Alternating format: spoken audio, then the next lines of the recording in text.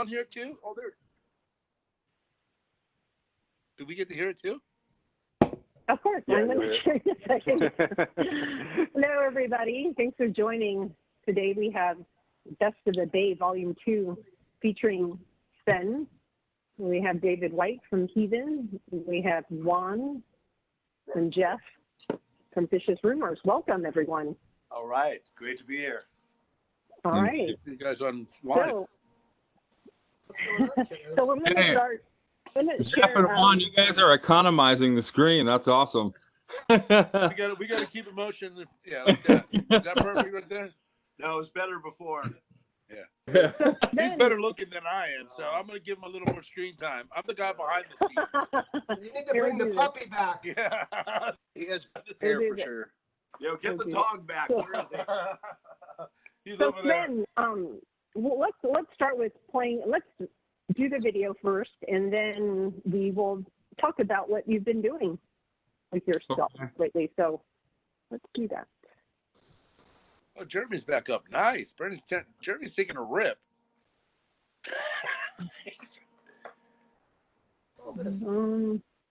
Cat. Uh-oh. Cat attack. All right. I'm going to need another beer. Grab me one, Dave. Yeah. Oh, fuck. You're in fucking Miami.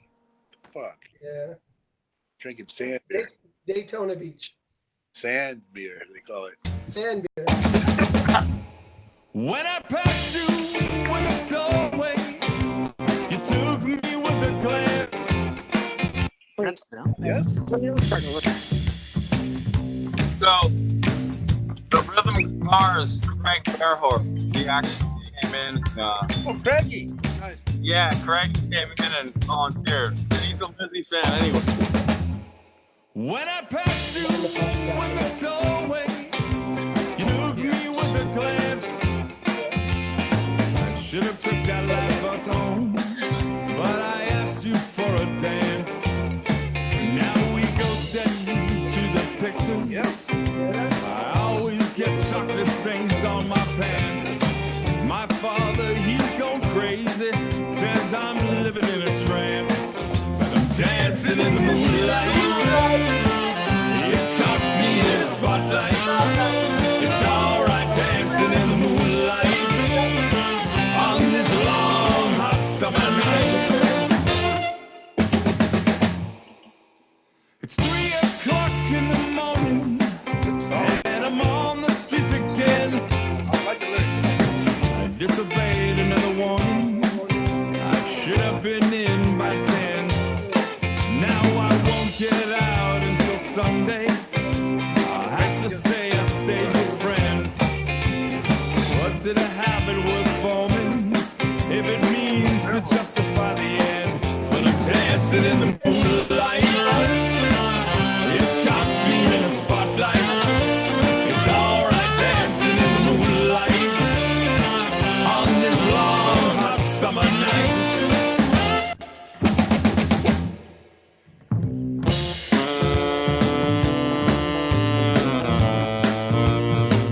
And I'm walking home.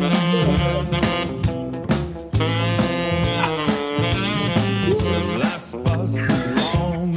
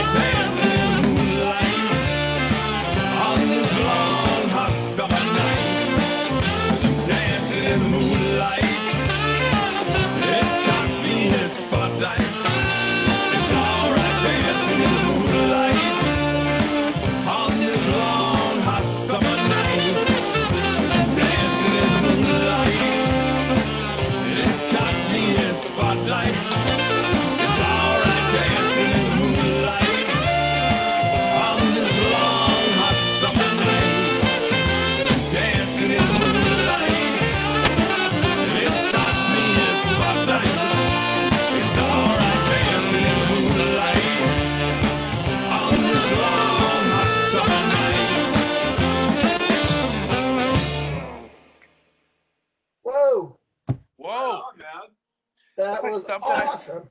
That's something that I would hear on the radio in like 1979. I would say you're well on your way to having a very extensive women's underwear collection. And let me tell you, 1979. That was part of the regime happening. The inspiration. That was smooth, man. Yeah, your vocals are really nice, man. Thank you. They're biting.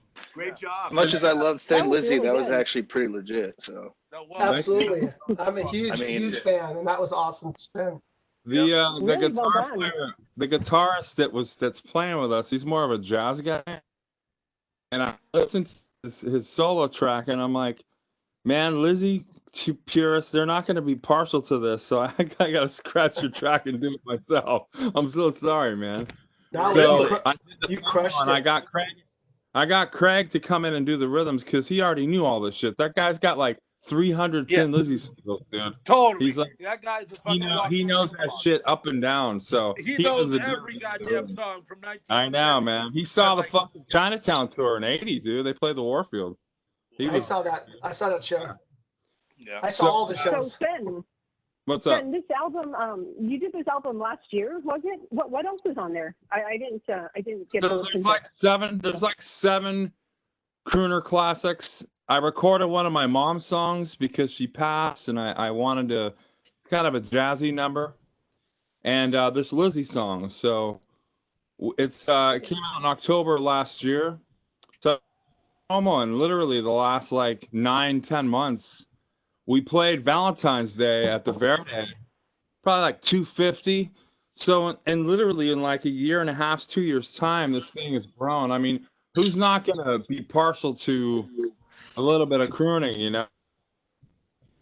I wanted to throw some rock shit in there because, I mean, I played, you know, in and out of stuff with some of you cats for like 35 years. So I'm not going to not do that anymore. I want to sort of innuendally incorporate it here and there in my future. So, but still do standards as well, because it's important to kind of, you know. I think it's cool. You're doing what you want to do. Yeah, that's the important thing. bit. But I mean, it's the reception's been really cool, man. We printed out, I think, like 600 hard copy, and I have like 20 discs left. So it just Wow, something's going good. Yeah. I sold 90 at this outdoor show in San Francisco. I've never sold 90 fucking demos at a show.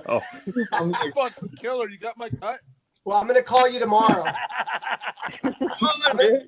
no, it's been really cool, man. The reception's been amazing, and you know, I'm looking forward to just promoting the rest of the year because we're all stationary. We can't do shit right now, and we just have to embrace what we can. You know what I mean? So Right. So Sven, I mean, I saw your first show at the Sausalito Yacht Club. What was it? You did. Thanks, Geoff. 4th of July 2 years ago. So what? I mean, how did this all come about? That was the beginning of it, and I know. And your band name changed, so I didn't even know what to call you guys because it was the Magical Orchestra, the Magic Orchestra. What is that? Well, it was Sven and the Masterful Majestic Orchestra. There you go, Sven Daddy and the Magic. And then people kept saying, Magical Twisticle. They kept getting it wrong. No, man, you guys are fucking up my band name. Yeah, because when I ordered Sven and the Magical Misfits, a whole other group of people showed up. I know, it didn't look like you. Oh my gosh. I've never seen underwear like that. Or nipples pierced that way. Yeah, no. Is that a tetherball pull? I don't believe that. I don't believe it. So, But, so how, I mean, before that Sausalito show where I saw you guys play for the first time, and that was super cool. I mean, how long had you been working on this prior to that show? Year and a half before that, about late 2016, early 2017. I walked into the dining room. Both my parents were watching. I was taking care of both of them. They're both in their 80s, like pretty sick. So able to get around, but they were still, you know, have health problems. So I go in there. I go, look, I'm gonna start an orchestra, and my dad was like, "What the hell?" You know, because you're a metalhead, you know. But my mom, have you always been a singer, bro? or you just decided to do it in the last couple of years? I mean, I know you, but I don't really know you. Well, I sang when I was a kid, and I sang in the 80s and in the 80s. That's what kind of like did you a do? different. But he wasn't singing I standards. wasn't singing this stuff. Right. Well, I kind of knew. Doing in the 80s. What band was that? Mercenary. Oh, Where you been, man? I don't know. I knew what was going on because I was. Yeah, you're a young puppy. I would sing Yeah, my thank you. mom's songs with her, and then I kind of knew what was going on, you know, and I wanted to challenge myself and do something different because I wasn't in an original band. I hadn't played metal in quite some time, and I was kind of bummed out about it. But I'm like, look, I'm gonna do something that's like, I don't want to lug my shit around anymore. Hey, I mean, I can relate. I totally relate to that. Yeah. But I know mean, that. Fucking, all you gotta do is bring a microphone. Exactly. It's the Good, best. dude. It's the best Open job. my shit. Here's my Telefunken. You're I'm done. complaining. You're fucking singers. One microphone and plug it. I used to play drums, and bringing the drum set all around was a pain in the ass. And Hey man, I never heard you play drums until you play Recovery Room or Pissed Off Pete's, and I was like, holy shit, you fucking play drums. I had no idea, Dave. Oh, Yeah, he does play drums. He's pretty good. he's really good. He's really good. But I don't want to carry all that shit around, so I just grab my microphone and go. Come on, let's go. He's a singer first, drummer second. Yeah. I love it. Right? Am I wrong? So, Sven, for the folks that don't know you, can you talk about your background? Because I think besides your crooning career, I think the last time I saw you, didn't you play with Hellhunter at the rickshaw? Oh man, I've been in too many goddamn bands. Yeah, so why don't you just give us a little bit of background, the Mercenary, and then like Mordred, Heathen.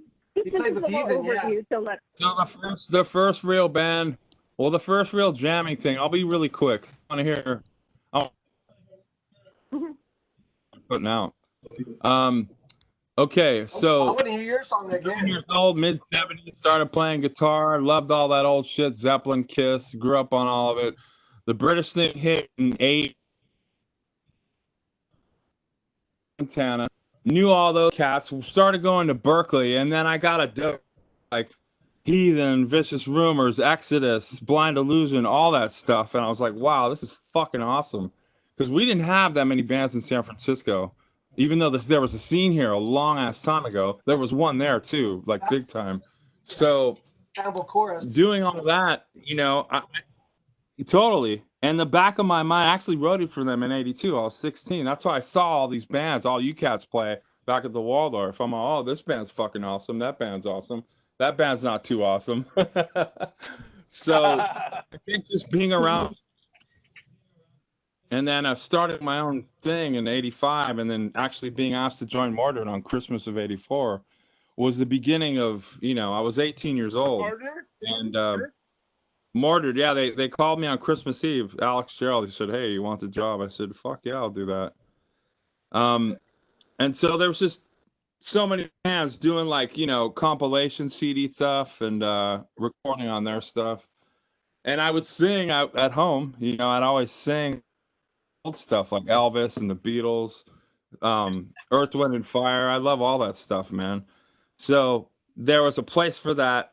And then growing up in the Mission District, hanging out with a bunch of cholos when I was 13, 14, I kind of had all that salsa and soul we've always been a 31 flavored family. We'd listen to everything, but I was the chosen metalhead person of the family, and nobody really dug all that shit except for me.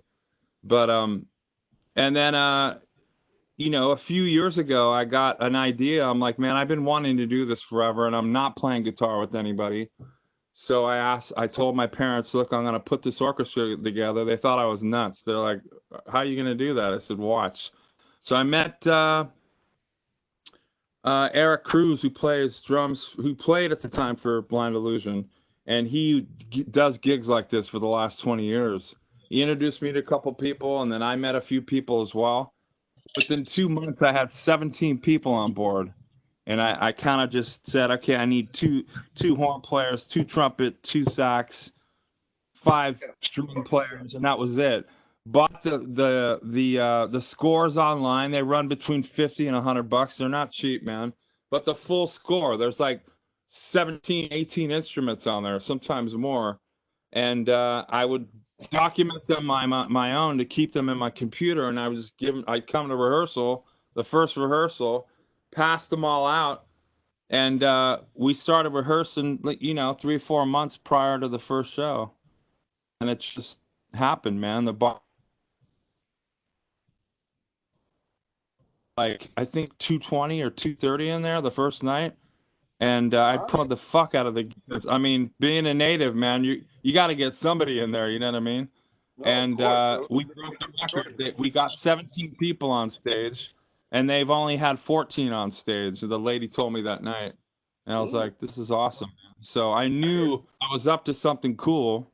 I didn't know what it was, of course I did, but I kind of want to experiment a little bit with it here and there, but I'm still going to do, some classic stuff and keep it real. So that's where I'm at. Yeah, that sounds great, no, Sven. I mean, you've always been a real ambitious guy. And when I was just listening to that track and like looking at that photo of you, man, it like felt like 100% like real, man. And like you were just, so congratulations with that, and whatever you do, man, keep going strong. I'll be totally transparent, and Dave knows this. I've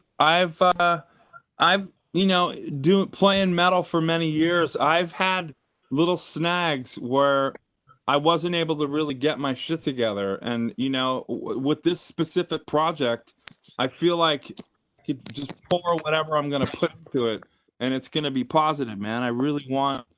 I mean, this is my last fucking hoorah. I'm 54. I know you guys are kind of in the younger. You close to where I am, so you get it. You know what I mean? It's kind of like I'm just kind of going day by day with it, but putting as much energy into it as I can. Hey, man, I'm actually working with a full orchestra too. His name's Larry Howell. Larry is an orchestra. Larry. But man, that's fantastic, bro. Keep on strong, man. Right on, man. Thank you. Yeah, great job, Sven. So how do people get your if people want to buy your remaining CDs, just get in touch with you, or do you have a website? They could just ping my page, Sven Soderlund, and ping my inbox, ask for it, or don't have a website. They can go to the Sven and the Masterful Orchestra page, leave a message there, or find me on Instagram at Inventive, SVENTIVE, instead of incentive, Inventive. Very clever. Can you say that again? At Inventive. Say it again. Say it again. Say it again. Great. Thank you, Sven. Great update, and good stuff. Really good stuff. It was just gave me goosebumps when I saw you up there in the suit and singing up there at the yacht club. It was very surreal, and seeing you since then, and you've just gotten better since 2 years ago. So congratulations. Yeah. Thank you so much. I appreciate it. Welcome. You're welcome. So let's move on to Dave. Heathen. Dave, can I say something before you start? This album better kick Evolution to Chaos's ass. Because I love that album, dude. That album's the shit. Well, I'm super proud of Evolution as well. So, but I think you're gonna like this one a lot. Well, I'm good. If I was in town, I'd play it for you. But awesome. Hey, Dave, did you want me to play that little clip that you guys released the other day? Should I do that, and then we could talk after? Okay, sure. Let's do that. They don't have a full song yet? It's a quarter song. Well, we got a quarter. Well, Cragen was on a couple weeks ago, and they played The Blight, the first single. Nice. So I was just gonna play this little thing we just did, and it's got the instrumental in the background. Okay. So it's a taste of it. Enough said. Do it. Do it. Yeah, that other one was. Play it like a man. Where are we?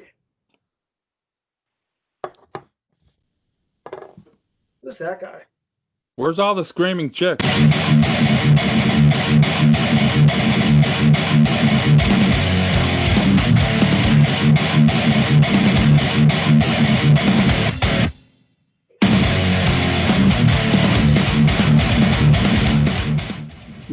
Of course, I've known him for a long time, longest.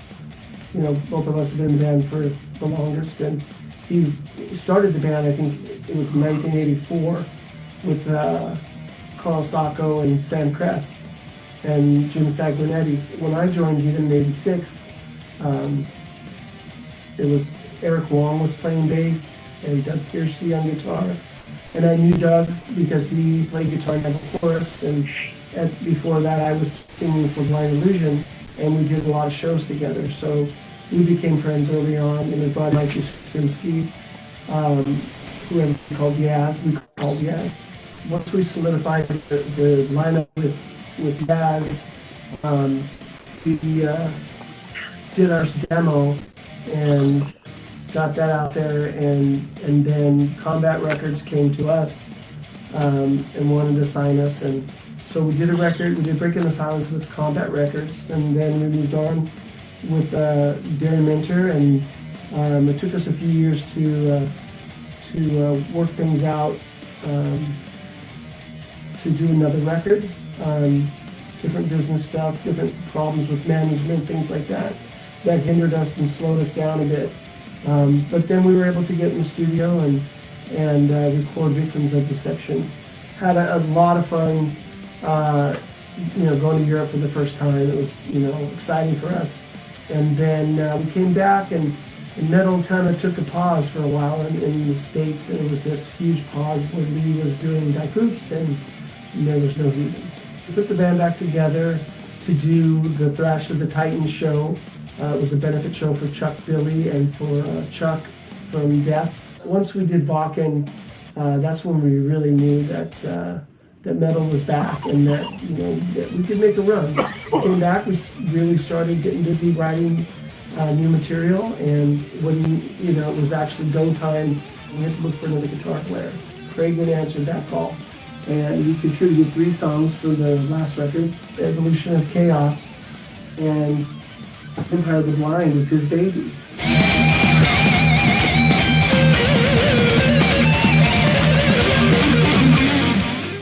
Dave is one of those guys that can kind of do it all. He sings, he plays guitar, he plays drums. Dave's got a lot of different influences, and he can do a lot of different things with his voice. His voice is one of those things that it's identifiable with the band Heathen. Lee has this natural gift in terms of his playing. He's got a natural ability to hear harmonies and add ideas to the music that really take the songs to the next level. In a social setting, Lee is the life of the party. And then there's Cragen, who is one of the most organized guys I know. Very knowledgeable about heavy metal and music in general, but just a huge fan of heavy metal. He's a real student of the art, for sure. I've known Jason since 1991. We met each other in Los Angeles, and he joined my band Psychosis, and we've been friends ever since. He's a great bass player and just an all-around awesome guy. Where I met him was on our last European tour, where he played drums for Generation Kill. I got to know him a bit, and became friends on that tour. He's going to bring a lot of energy to the band. His performance on the record is just incredible.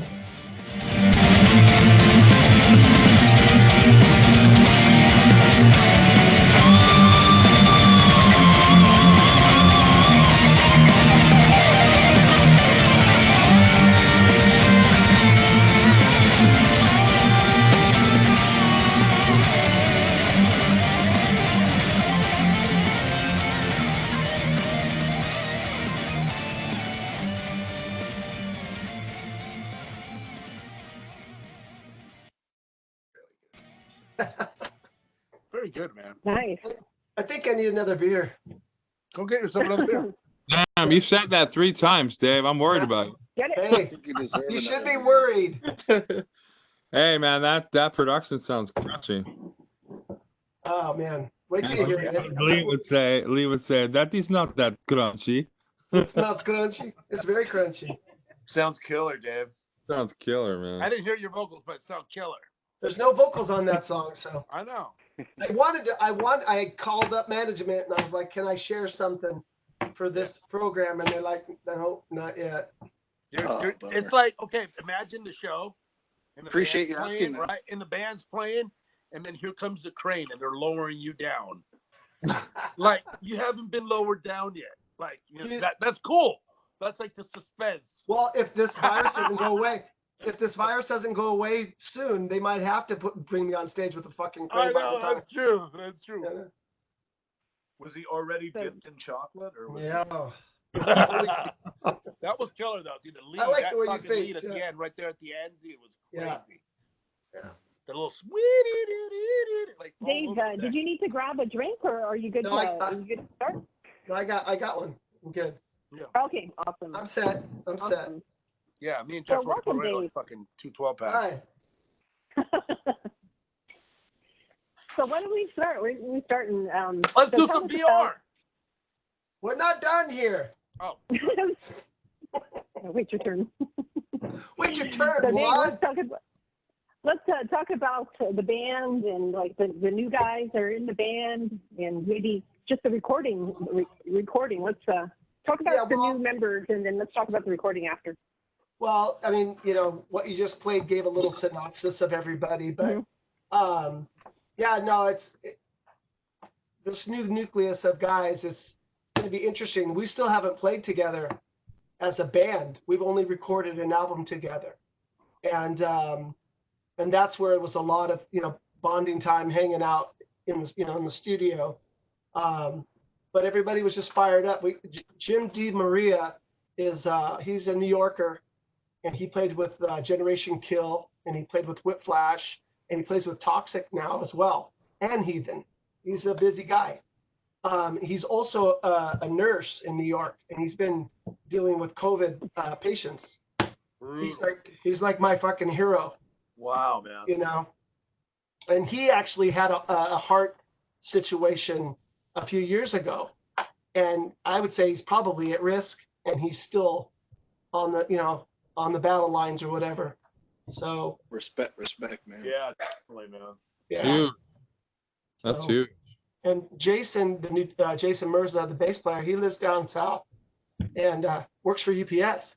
So he's like a manager, and he's working. He's an essential guy, but super solid guy, super cool. It's just going to be a new dynamic for Heathen, as most of you guys know. We've been through some lineup changes, and Lee and I are the two consummate members. Yeah. But Cragen now, he's been with us since I think 2007 or 2008, and he wrote this entire record. Wow. Like entire everything. Everything. Even the vocals? The vocals, you should see. I've got tracks of him singing. Oh wow. Yeah. Okay, Yeah. so this is his baby. This is his baby straight through. I mean, when I went over some of the vocals and stuff, there was little things that that I wouldn't do vocally, and I would just tell him, oh, this is how I would do it this way, and the phrasing, things like that. But Right. But for the most part, I mean, the melodies and all that stuff, he just crushed it. All right. So I think he's definitely solid. But it was a trip to work that way because the roadmap was already set. Killer, dude. I can't wait to hear it, honestly. I worked on the other one, and I love the songs on that, and so I'm like really looking forward to these. I'm like, okay, I can't wait. I do that to singers all the time, unfortunately. But it's like how it is, Dave. Like when you have an idea that's so solidified, like where you know what I mean, and you just feel like you can present it in a way like, hey, this is done, like with a lot of creative people. But I know that your stuff is top quality too. So that's awesome that you guys just went with like all that great work that he did. Well, I mean, I think with Lee being busy with Exodus, it was like probably a relief for him Sure. Even though he's got a lot of material, it's just a matter of when he, finishes it. And but yeah, it's different for me because I've written most of the lyrics on all the Heathen records. Right. So it was a little bit like I helped you a little bit on the last one. What's that? Yeah, of course. Yep. Yeah, and you sang on the record too. Yeah, all the heavy. Juan gets in on That's every all Juan. record. Yeah, well, he's got a lot to offer. He's in on every record, I'm telling you. And Juan, I love working with Dave. Dave is awesome. Juan, did you get your copy of the remastered one, the new copy? I have it. Thank you very much. It was awesome. Yeah. It has extra stuff and that extra song in there. Season of Purgatory. I thought you erased that. I was really worried about that. No, I thought you erased it. How do you know? I have that backed up like 4 times over. Are you kidding me? Awesome. Yeah. Well, what did you think of the mastering? Could you tell the difference? It was a little different. The mixing was a little different because obviously he did it like 10 years later. But yeah, that's fine. It works. And that was Johnny's song. And I remember he was struggling a little bit during that time. I remember he was sweating a lot in the studio, and I didn't know he was sick like that, man. I didn't caught up to him later. I really miss him. I miss him. He was a great guy, dude. He was a good writer and super fucking metalhead, man. Yeah, he was. John was probably the biggest Heathen in the band. Yep, he was. John Torres was like the man, dude. He was a killer dude. He left like a pedal board here, and it's still here. He's like, I remember him calling to me. He's like, "Hey, I want to come pick that up," and I'm like, "Okay, bro, I found it. You did. You left it in the live room." And he's like years later, he never came and picked it up. Still here. Oh. And then he passed, and I was like, "Oh." Well, he might still pick it up, so don't. No, I put it in the stairway, so in case it goes to heaven, it'll be right there. We lost a lot of brothers along the way, man, but for sure, man, John, fucking one of the bros from way back, man, for sure, man. He did. He was a trooper in the studio, man. God bless him. Yeah, I met that guy in '80, dude. Yeah, 1980. I think that's when I met him too, man. Yeah, he was doing Thunderhead, which was really a fucking killer band. He was in another band. What was his band? Thunderhead played with Blind Illusion. That's when I met John too. Thunderhead started right around there. It was Black Pearl first, and then '81 was Thunderhead. And then what did he do though? What did he do after that? There was another band. His biggest band. He was always used to talk Warning SF. Warning, yeah. Nope, there was another one. Lost Rocket. Broke his helm. Nope. Was he in Broke his helm? I think he was in Broke his helm. He was in another one, dude. Fact check. Come on. Someone Google. And he also played with Lost Rocket too. Was it something like Bitch or fucking what was it? I fucking forget. Maybe I'm tripping out. I'll figure it out and I'll fucking post it. Yeah. So we're talking about John Torres, right? John Torres. Yes. Great songwriter. He was a good writer. He wrote. Yeah, that guy wrote killer shit. Even back in the early '80s, he wrote some really, really. So he re-released on Warning's re-recording the shit that he wrote in like '82, '81. It was really cool. Did he play Ulysses something? That's what it is. That's the band you're talking about, Juan. Ulysses Siren. Ulysses Siren, yeah. That fucking album. That fucking album is so badass. Yeah, they're a great band. They're from South City, bro. That's the one I'm talking about. Yeah, they were awesome. Yeah. That's what he was always proud about. And I remember when I was tracking, he always used to tell me about that one. And he was going to do a new record with him and all this and that. Right on. I miss him. Good guy. Awesome. Didn't he write a lot of songs on that, Dave? What's that? Did he write a bunch of songs on that album? On our last one? Yeah. He wrote 2 songs. He had Blood Cult. He wrote the music. I wrote the lyrics for that. Yep. And it was his idea, though. And what was the other one? Well, and then Season of Purgatory. Okay. Just 2. Yep. Just 2, because he's the bass player. We don't give bass players a lot of songs on our records. And historically speaking. That's not crunchy. I remember. More than the drummer. The bass is not crunchy. We don't get the drummer any songs on the record, okay? Unless he's Neil Peart, he's not getting that kind of status. Rhythm tracks. He tried to do the rhythm track on one of those songs, or maybe 2 of them. I remember. But I don't think we ended up using his rhythm tracks.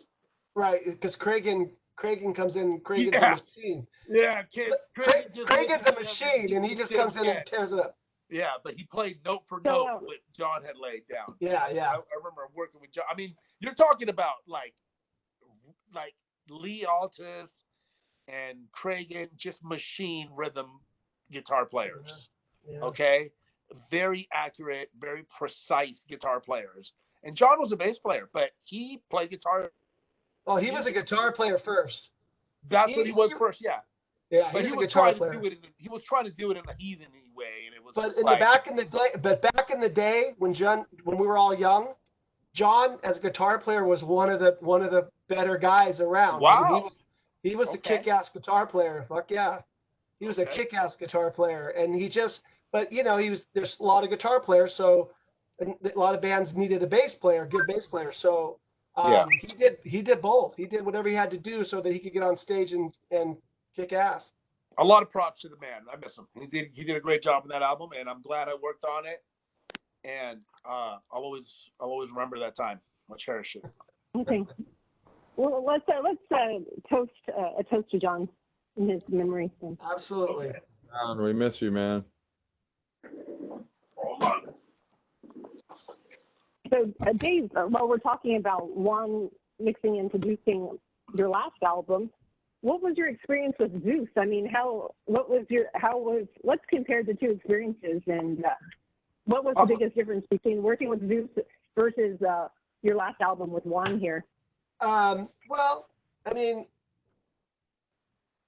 the biggest difference, and it's actually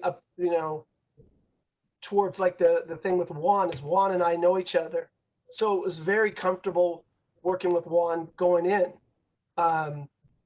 And we did a lot of work on songs too, because there's a lot of development that still needed to happen with the vocals and even some of the melody stuff. I even had to rewrite a song, maybe 2 songs while we were doing the recording. So there was that comfort zone with him. And I loved working with Juan. I'd love to work with Juan again. With Zeus, he is kind of a high profile guy. And I was a little bit nervous. I don't know the guy. I'm going to the studio. What's, like pressure's on, all that kind of stuff. But, immediately when I met him, he's just super down to earth guy. He's super sweet. Yeah. Yeah, he's great. And he's super talented. And like I was telling you, March, the other day, I mean, he's in the position now where he only does records that he wants to do. And he wanted to do this Heathen record. And so that was a bonus and a plus for us because he cared about it. And he made us all feel super comfortable. And he definitely brought out the best in us. And he knew how to do it.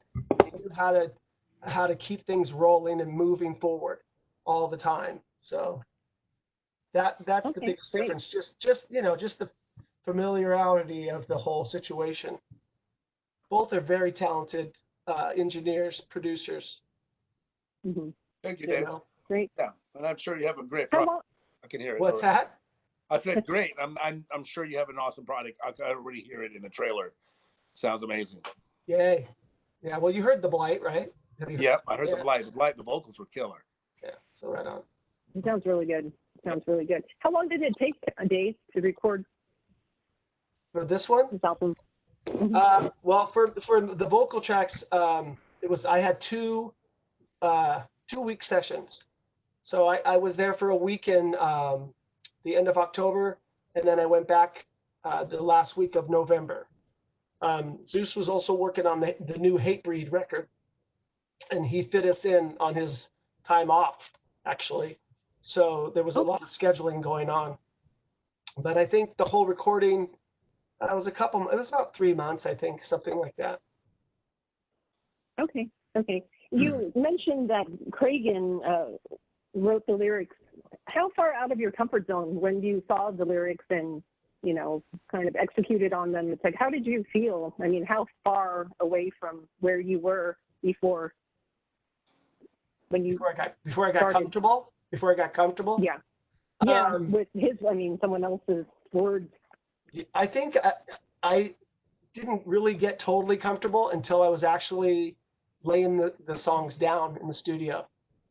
As I just worked on them and, you know, to prepare and just tried to absorb them as much as I could. But then when you get in the studio, you really hear what you're doing.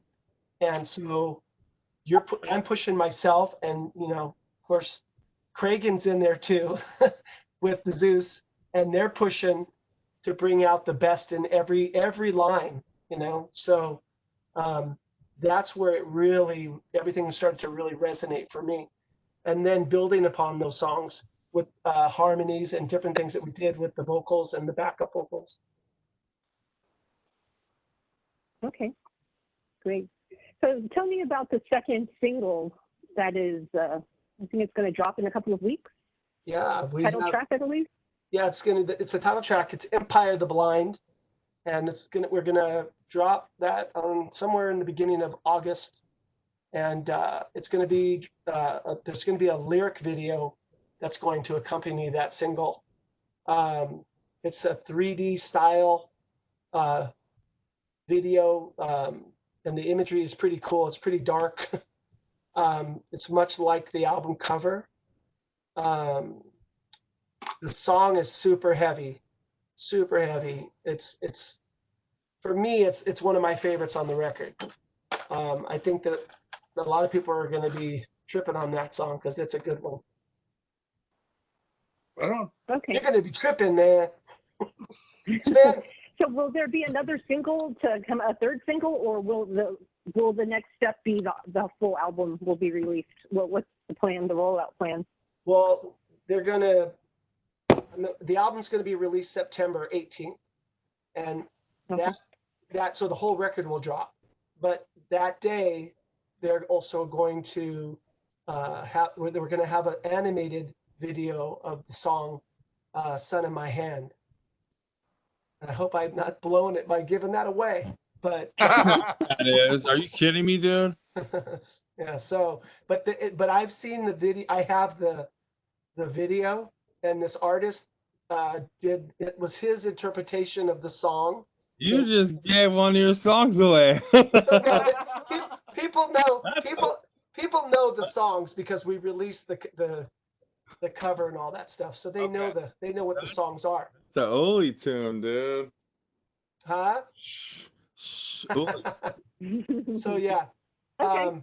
But yeah, so the animated, it's an animated video, and it's not a lyric video, and I can tell you it's beautiful.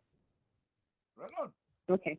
Beautiful. Well, yeah, looking forward to it. I love the trailer. I think we'll just finish up. I think we were talking about, of course, with COVID-19, all touring plans have been, shelved.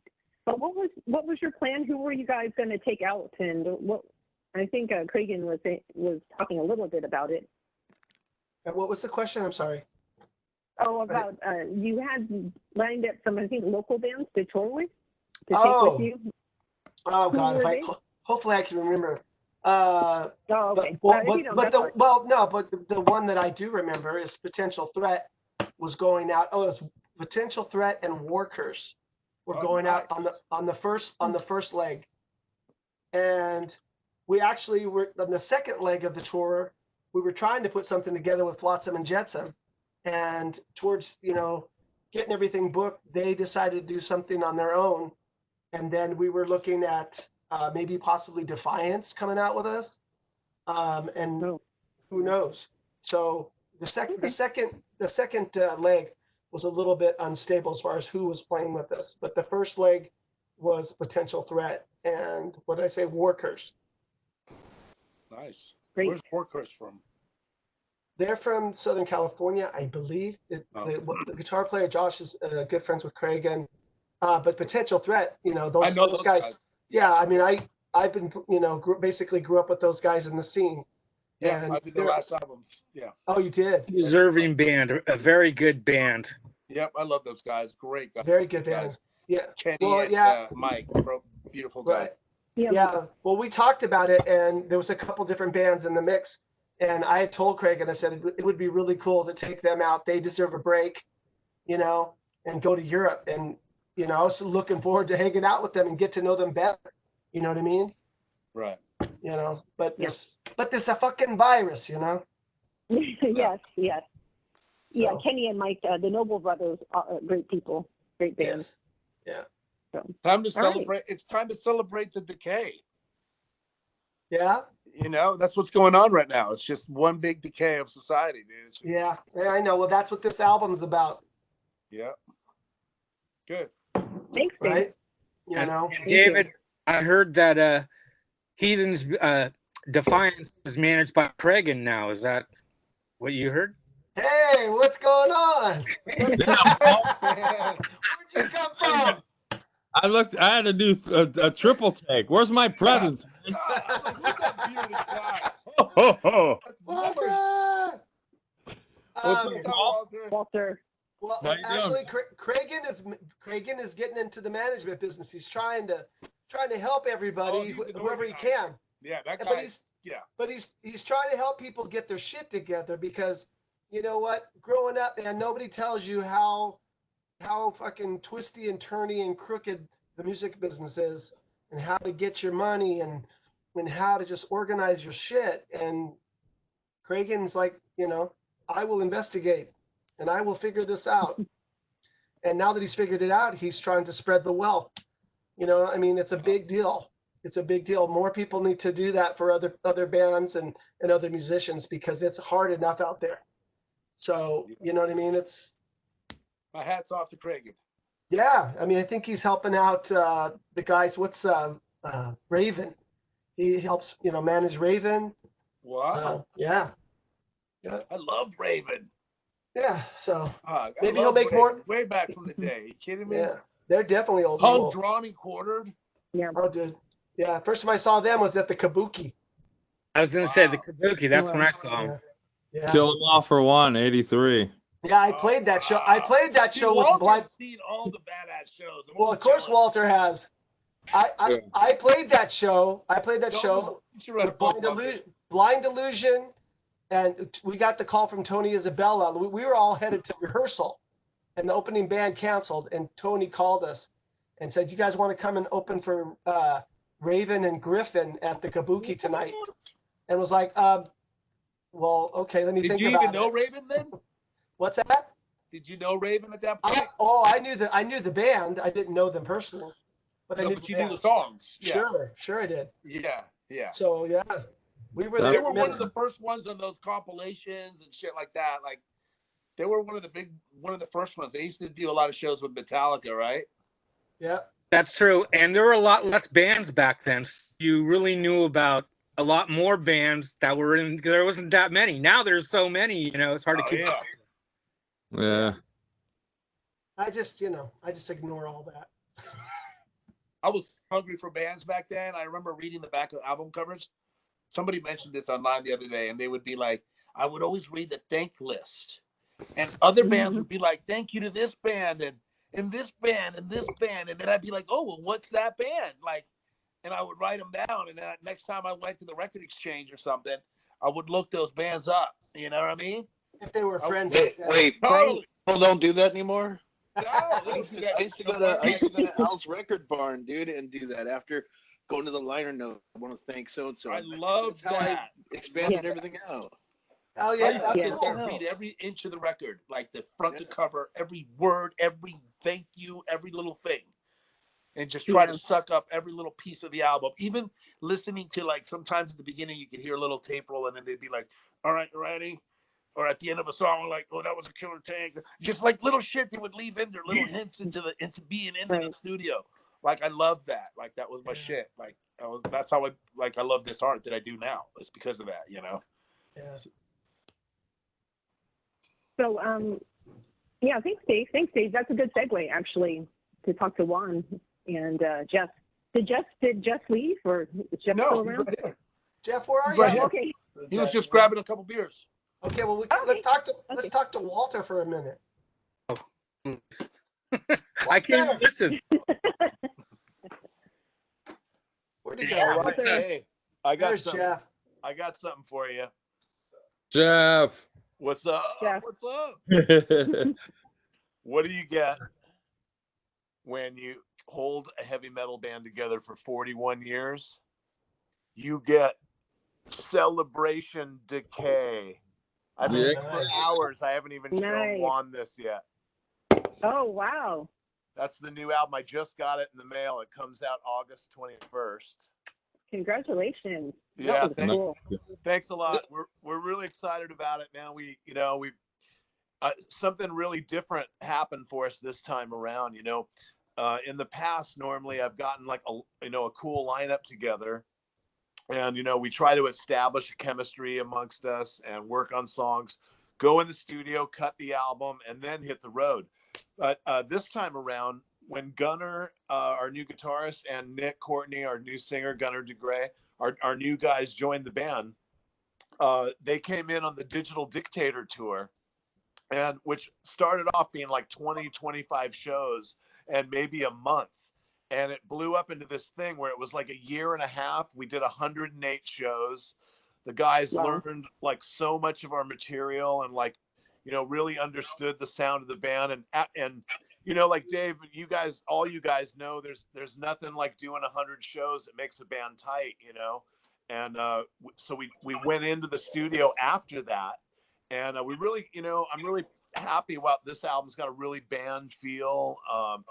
My new young guitar player is just a real virtuoso, and Larry Montz, he's just been laying down the thunder on the drums forever. Him and I, like you and Lee, man, the original members holding it down. And,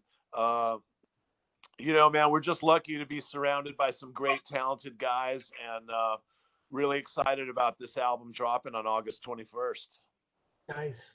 Awesome. Yeah, congratulations. And yes, just like with Heathen, with David and Lee, but the same for Vicious Rumors. If Geoff and Larry Howe not in it, it's not Vicious Rumors. Yeah, well, so, Geoff and Larry have been together longer than me and Lee, I think. Yeah, it's amazing. Yeah. I started the band in 1979. Wow. Which was up in Santa Rosa, and Larry's been with me 35 years or so it's been incredible, man. We've been through thick and thin together. We've seen it all. And we started a few families and we tore a few apart. We've had a great time. We've had a great run, and we're both really thankful, I think, just that we've been able to enjoy this adventure of heavy metal all these years. Hey, Geoff, I know you guys, hometown boys, Bay Area guys for a long time, but I don't think everybody realizes from around here that you guys are really, really bigger in Europe, it seems. Isn't that true? Europe turned in from our second album on, man. Europe just turned into our #1 market. And we were just, I'll tell you, we were thankful that we were having some success anywhere, So, and the European fans are so passionate, and the record company there is, the people are so professional and knowledgeable. We're with SPV Steamhammer. We've been with them. It's my longest relationship with any label, like 10 plus years now with Steamhammer SPV. And I feel really lucky to have this relationship that I've had in Europe. Some of those cities, I've been there so many times, I kind of know my way around the towns and have like a few of my favorite restaurants and stuff. So it's just been incredible, man. And, we were in Europe when the curtain fell on this whole pandemic thing. And we had shows canceled and basically racing to get back to Germany before the border closed. And, we've been so excited to have this new album. And I know Dave feels the same way, and Sven too. All of us feel the same way when you work so hard on a project, and then now, we're not going to be able to tour. But I'm just thankful SPV even was willing to put the album out at this stage. And I hope that the fans, without buying concert tickets, are going to want to support the bands that are releasing albums right now. And I wish you guys all the best with your releases. And man, it's great to be still making music, man, and in dark times. And that's what kind of gets everybody through it. Right. So, Geoff, can you tell me, you were talking about that Digital Dictator kind of an anniversary tour, a 30-date tour that morphed into hundreds of shows. When did So what was the plan? So that was and then it just kind of had this open end. You just extended it, and was that this last tour that you almost got stuck in Europe with the COVID? It was actually the end of 2018 and throughout 2019. So when we were over there on the COVID thing, that was a different thing. We were just over to play a few festivals and a few in between, club shows in between. But the Digital Dictator tour, yeah, I mean, if you would have told me, 30 years ago that we were going to do 100 shows on this album 30 years later, I would have just probably smiled and said, I hope so, but right. It was a great adventure. And I think it really put, it was the timing of it was just great because it put Larry and I really in touch with our early roots, and it gave Nick and Gunnar a chance to learn all this classic Vicious Rumors material and be really familiar with the history of the band, so that like when we switched gears and went into recording mode for Celebration Decay, like we already had this great, established chemistry and a full understanding, and these guys are smart and talented, and we're very helpful with the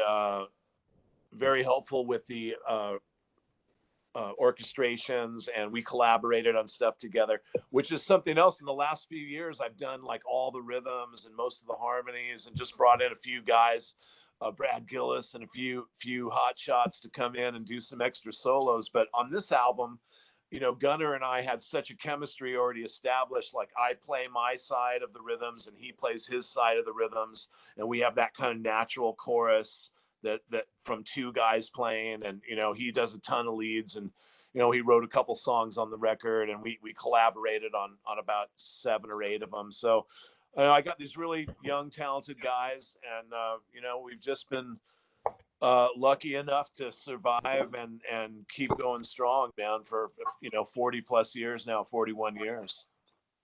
Yeah, that's amazing. Hey, can we play the Death is Eternal, your first single off the new album? Oh, it would be a pleasure. That's our first single. Let me do that. The first single of Celebration Decay. How come you didn't say that 5 minutes ago? Just kidding, Geoff. Wanted to leave you at the edge I of your had 2 seat, cups man. of coffee. I'm sorry. All right. The SPV's got me doing interviews for the last 2 weeks, man. I'm just like right in this mode, It's funny. It's great to see everybody, though. Thank you. Absolutely. You mind? I didn't even show you, bro, because I debuted it on here. And this is a video, too. Hey, Geoff, it's a video? Yes. Awesome. Okay. Yes, it's a lyric video for the first single. Second single comes out August 7th.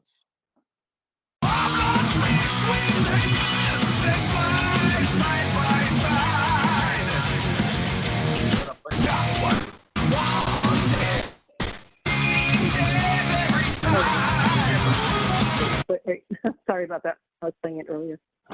I'm like, sorry, ruined it. It's all right.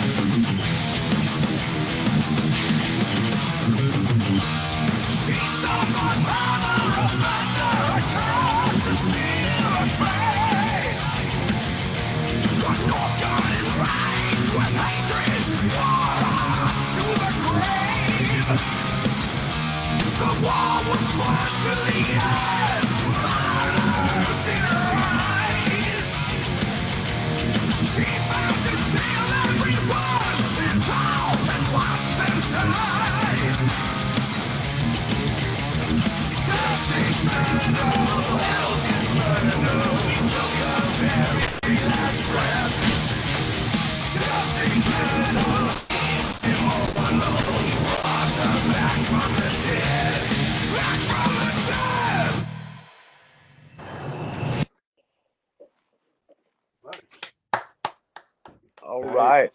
That was sick. Awesome. Oh, Got a little bit of Bruce Dickinson kind of sound in the vocals there too. Yeah, you know, I heard Nick that too. Courtney, he's definitely comes from the, you know, Maiden, Priest, you know, Dio, Vicious Rumors. Like, he just fits so well with us instantly, and it's been great working with him.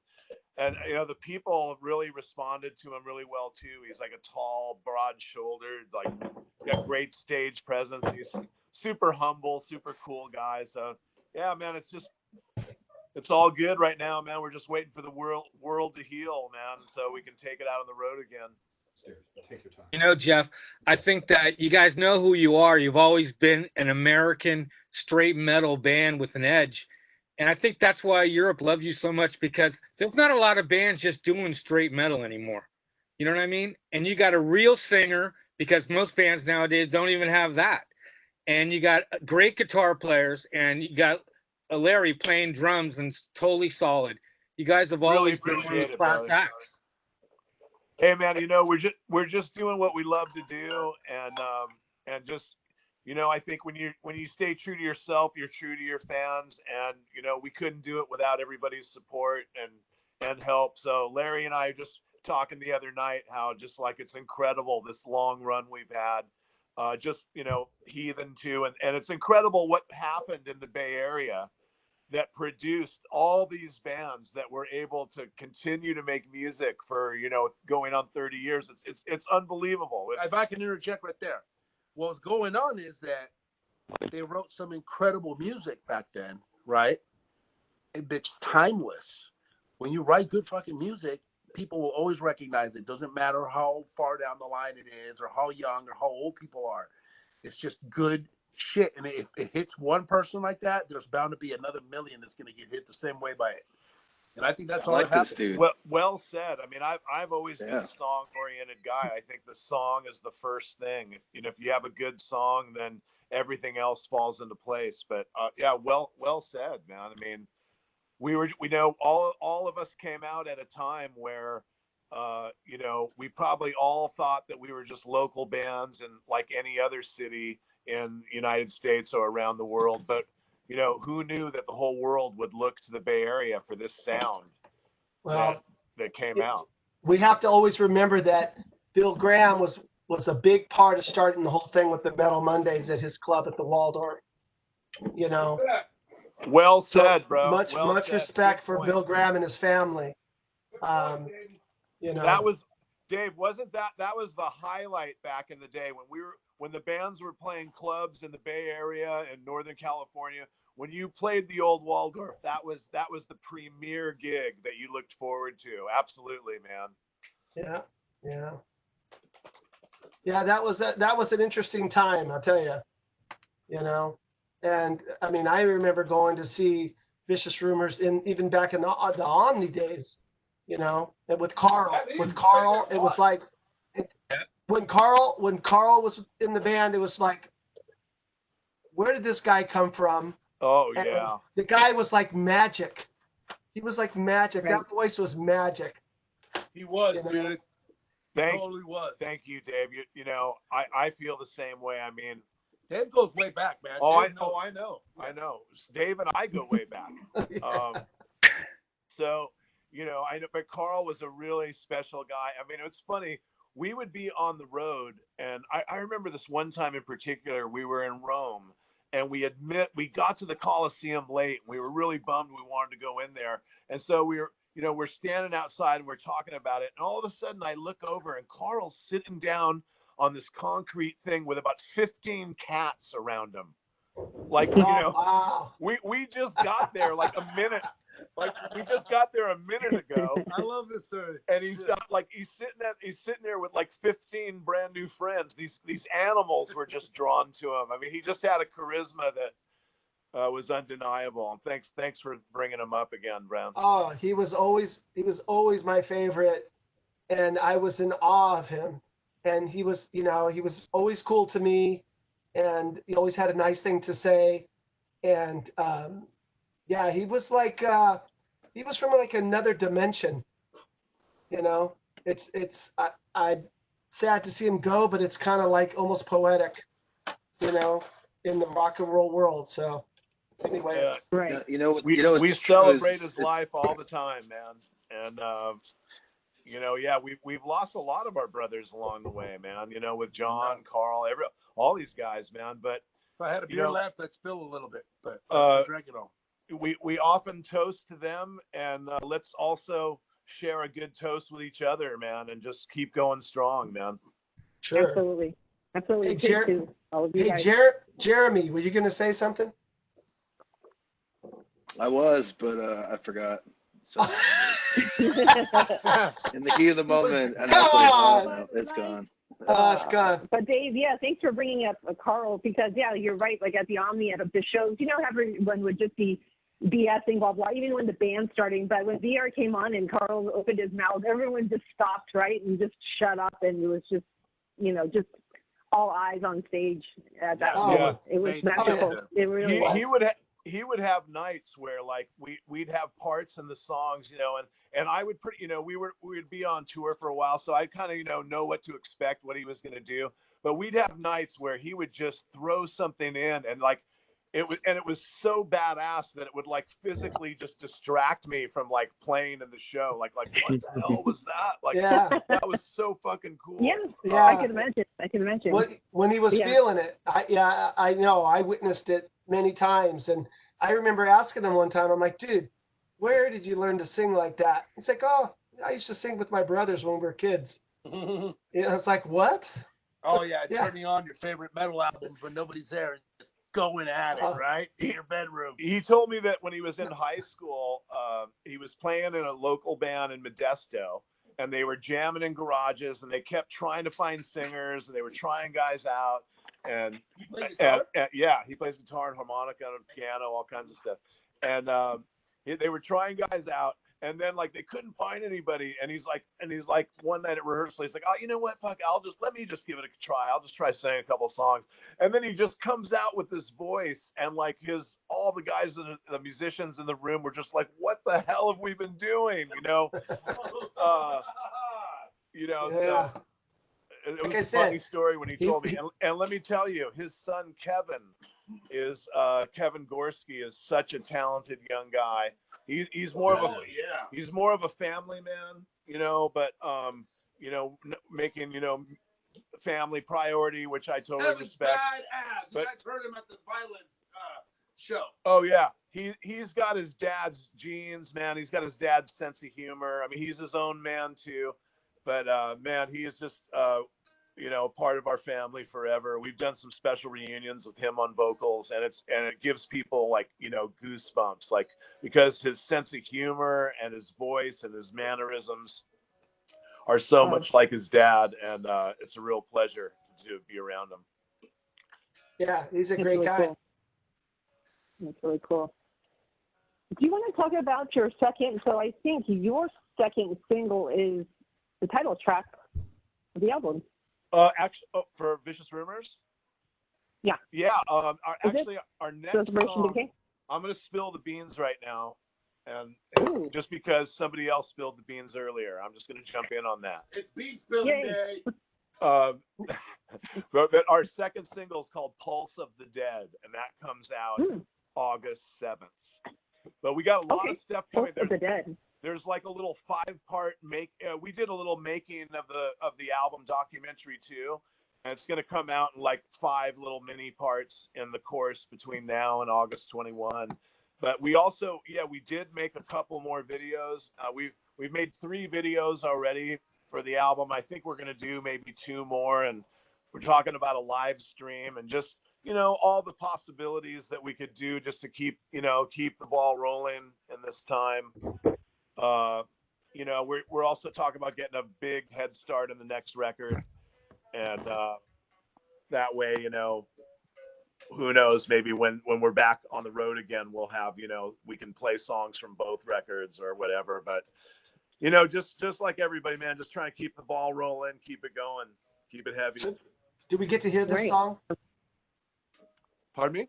Do we get to hear this song right now? Oh man, God, I would love to do that, but I think that would be just on the crossing the line of disrespect. Ah, jeez. Good try, Dave. You should work for NBC. But Dave, if anyone could get it out of me, it would be you. And at least buy him a pizza first. Yeah. Dude, I mean, come on. You basically just gave the guy the hardest. Never mind.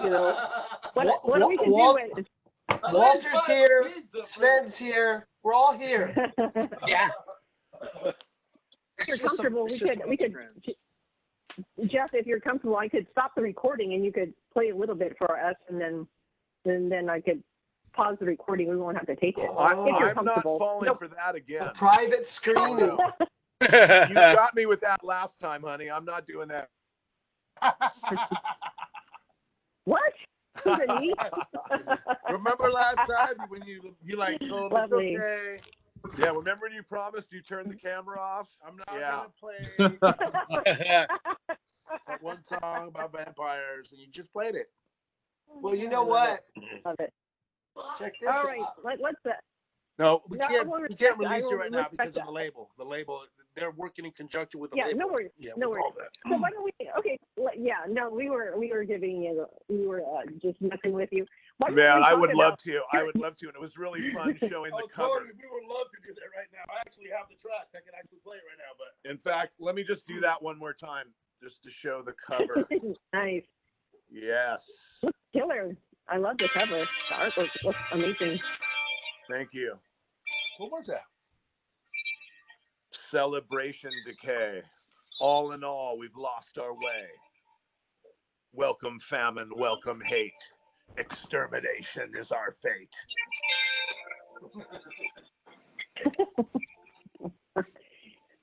Geoff, why don't we talk about you guys recorded there at the studio, right there at Trident with Juan?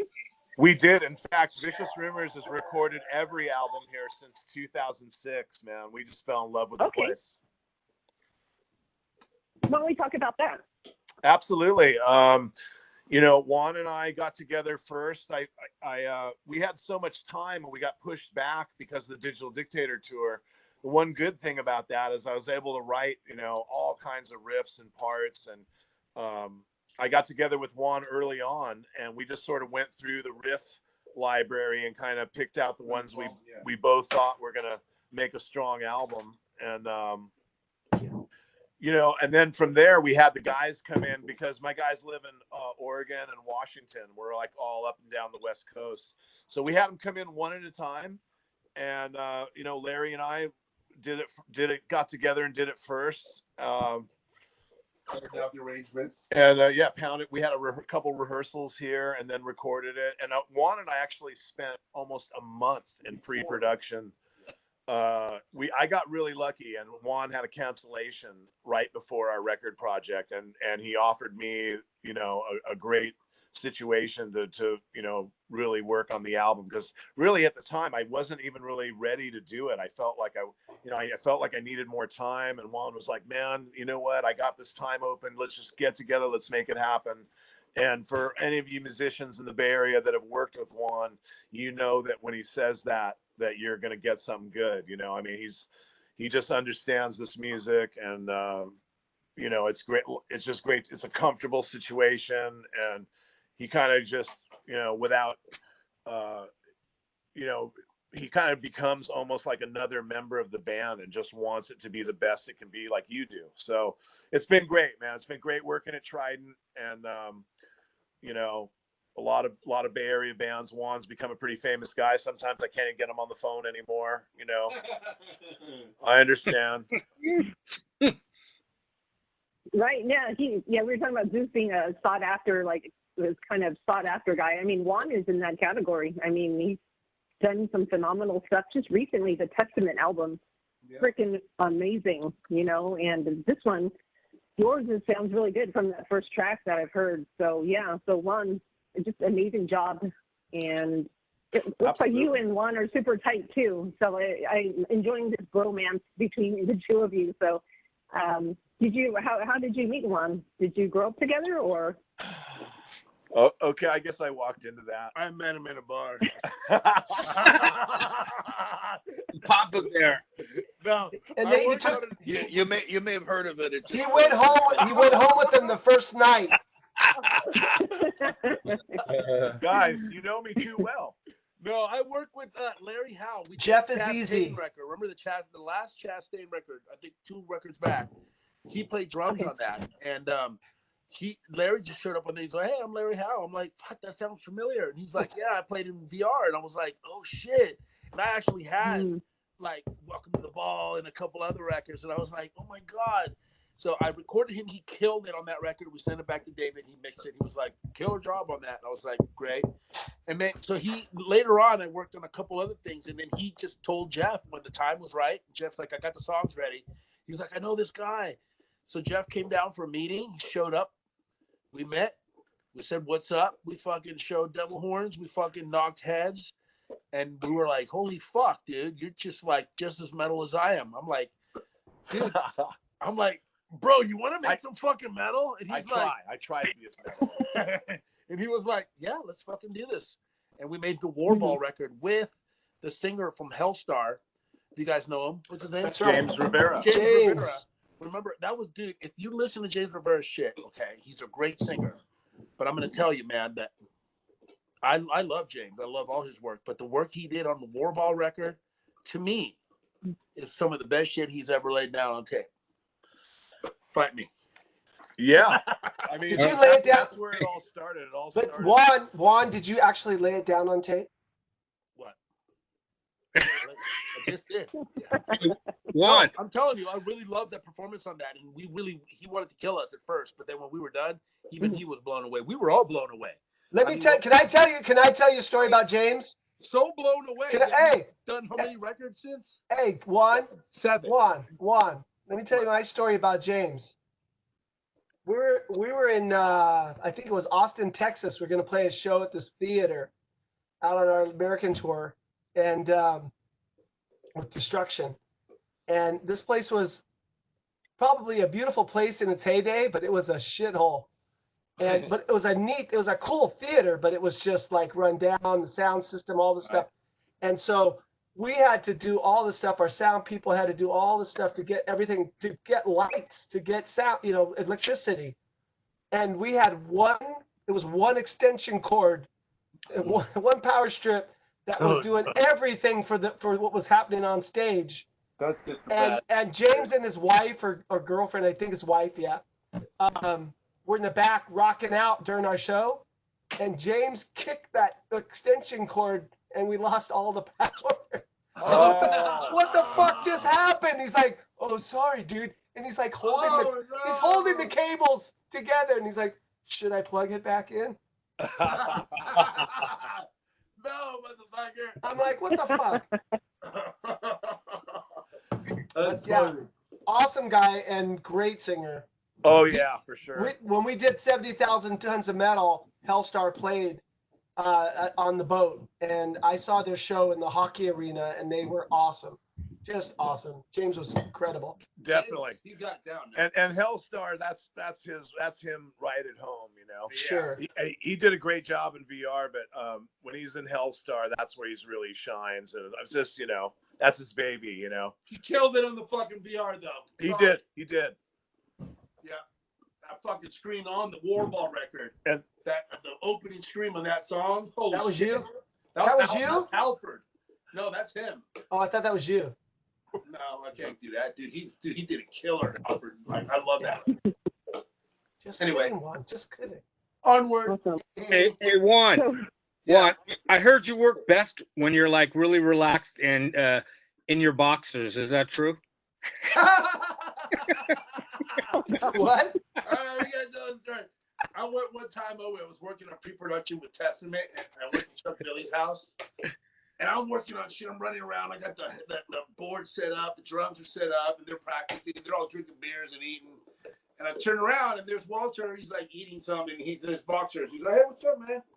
I'm like, "Hey, hey, what's up?" He's like, "I'm like, God damn, you made yourself at home." He's like, he started laughing. He's like, "No, I live here." So after that, every time I see him, I just go, "Hey, man, make yourself right at home, you know, just fucking." It's the boxer story, because I was in my boxers, and he's like, he thought I just was like stripped down, that I didn't live there, and I just stripped down to get comfortable. He was picking up or something, right? Yeah, he lived there. I was like, "Oh shit, I didn't know you lived here." Oh my gosh, that's funny. I'm not wearing any pants right now either. I was gonna say. So David. it's an ongoing joke between me, Walter, Tiffany, and Yeah. Chuck Billy. Yeah. I got a good That's funny. David That's funny. story also. All right. Yeah. Okay. Who? Good. Who? I got a good David Go ahead. and Heathen story. Okay. So Oh yes, yes. Black on Okay. the Pleasures of the Flesh tour. We're ending up the tour, and we're in I think it was Arizona, and it was a day. It was a Pleasures of the Flesh festival. So all the bands are loading in the back. You know, it's an alley behind this big club, and there were a lot of bands playing that day. But anyway, this is before Heathen had a tour bus. So this U-Haul rolls up, and I'm thinking, oh, they're getting ready to load in, and they take the back door, and it rolls up, and there's a big mattress, and everybody at Heathen's on the mattress, and all the equipment's behind them. Why? Oh yeah. Well, we had a Ford Aerostar van as well, but yeah, people slept in that truck. That's for sure. Oh my God, Funny. that's hilarious. I forgot about that. That's hilarious. David, Oh my God. you don't need a tour bus, huh? Tell them you can save some money. I know it. Well, our first European That's pretty tour, funny. when we toured with Sepultura, we had What album? we had on Victims, on the Victim Deception record. Sepultura's album. Oh, Arise. Oh shit. The Rise tour At the beginning. in 91. We had, for the first 2 weeks of the tour, we had an English ambulance. And I mean, literally a fucking ambulance. And it had double doors in the back. And when we were driving, we flew into Heathrow, and we had to take the ferry, and we're going to the Dynamo Festival. And we were driving. We weren't playing the Dynamo, but we were going there to meet up with everybody on the tour. Right. And we're drinking beer the whole way. And there was a little crack in the door and the double doors in the back. And to save time, so we didn't have to stop every 5 minutes because people had to relieve themselves.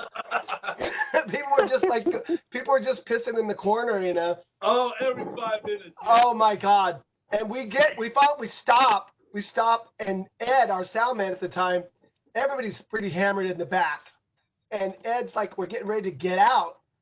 And he's standing there and waiting for the doors to open. Somebody goes around to open the doors, and I give him a little shove. I'm like, come on, go. And he hit that step and slipped because it was a little bit wet and went flying out of the van and landed on his back outside of the ambulance. And I was like, oh shit. And I was like, Ed, are you all right? You're all right? He's like, Oh, I thought you were my friend.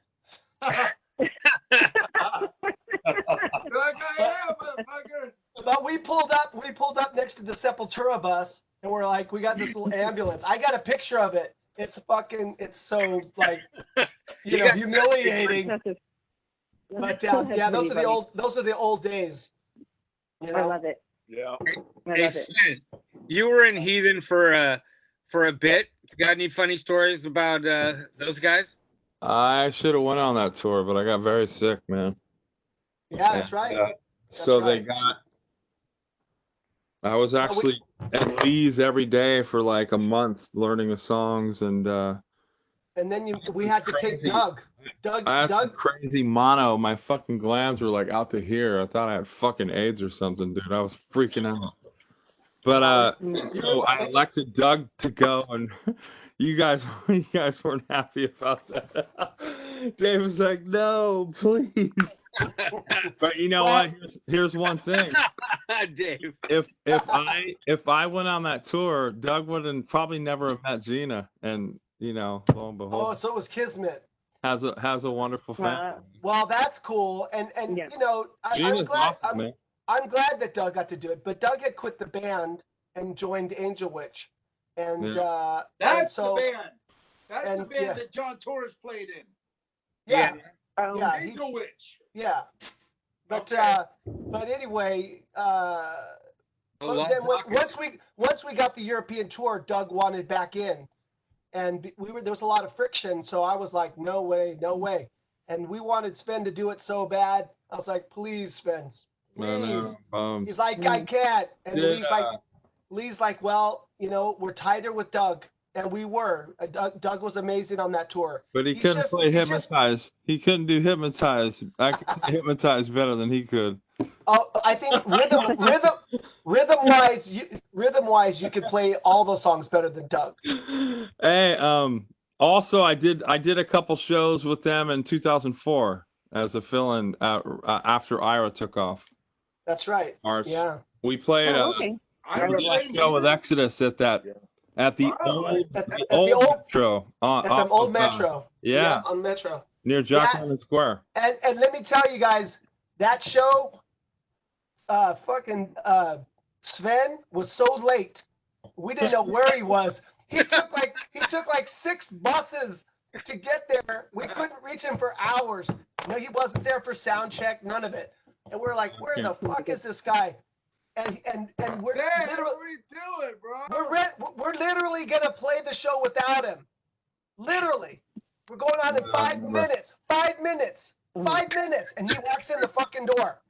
He walks in the door. What? Like a Motley Crue video. He's like, I had to take the 79. I had to take the 61 to South San Francisco, and then I had to take the 42,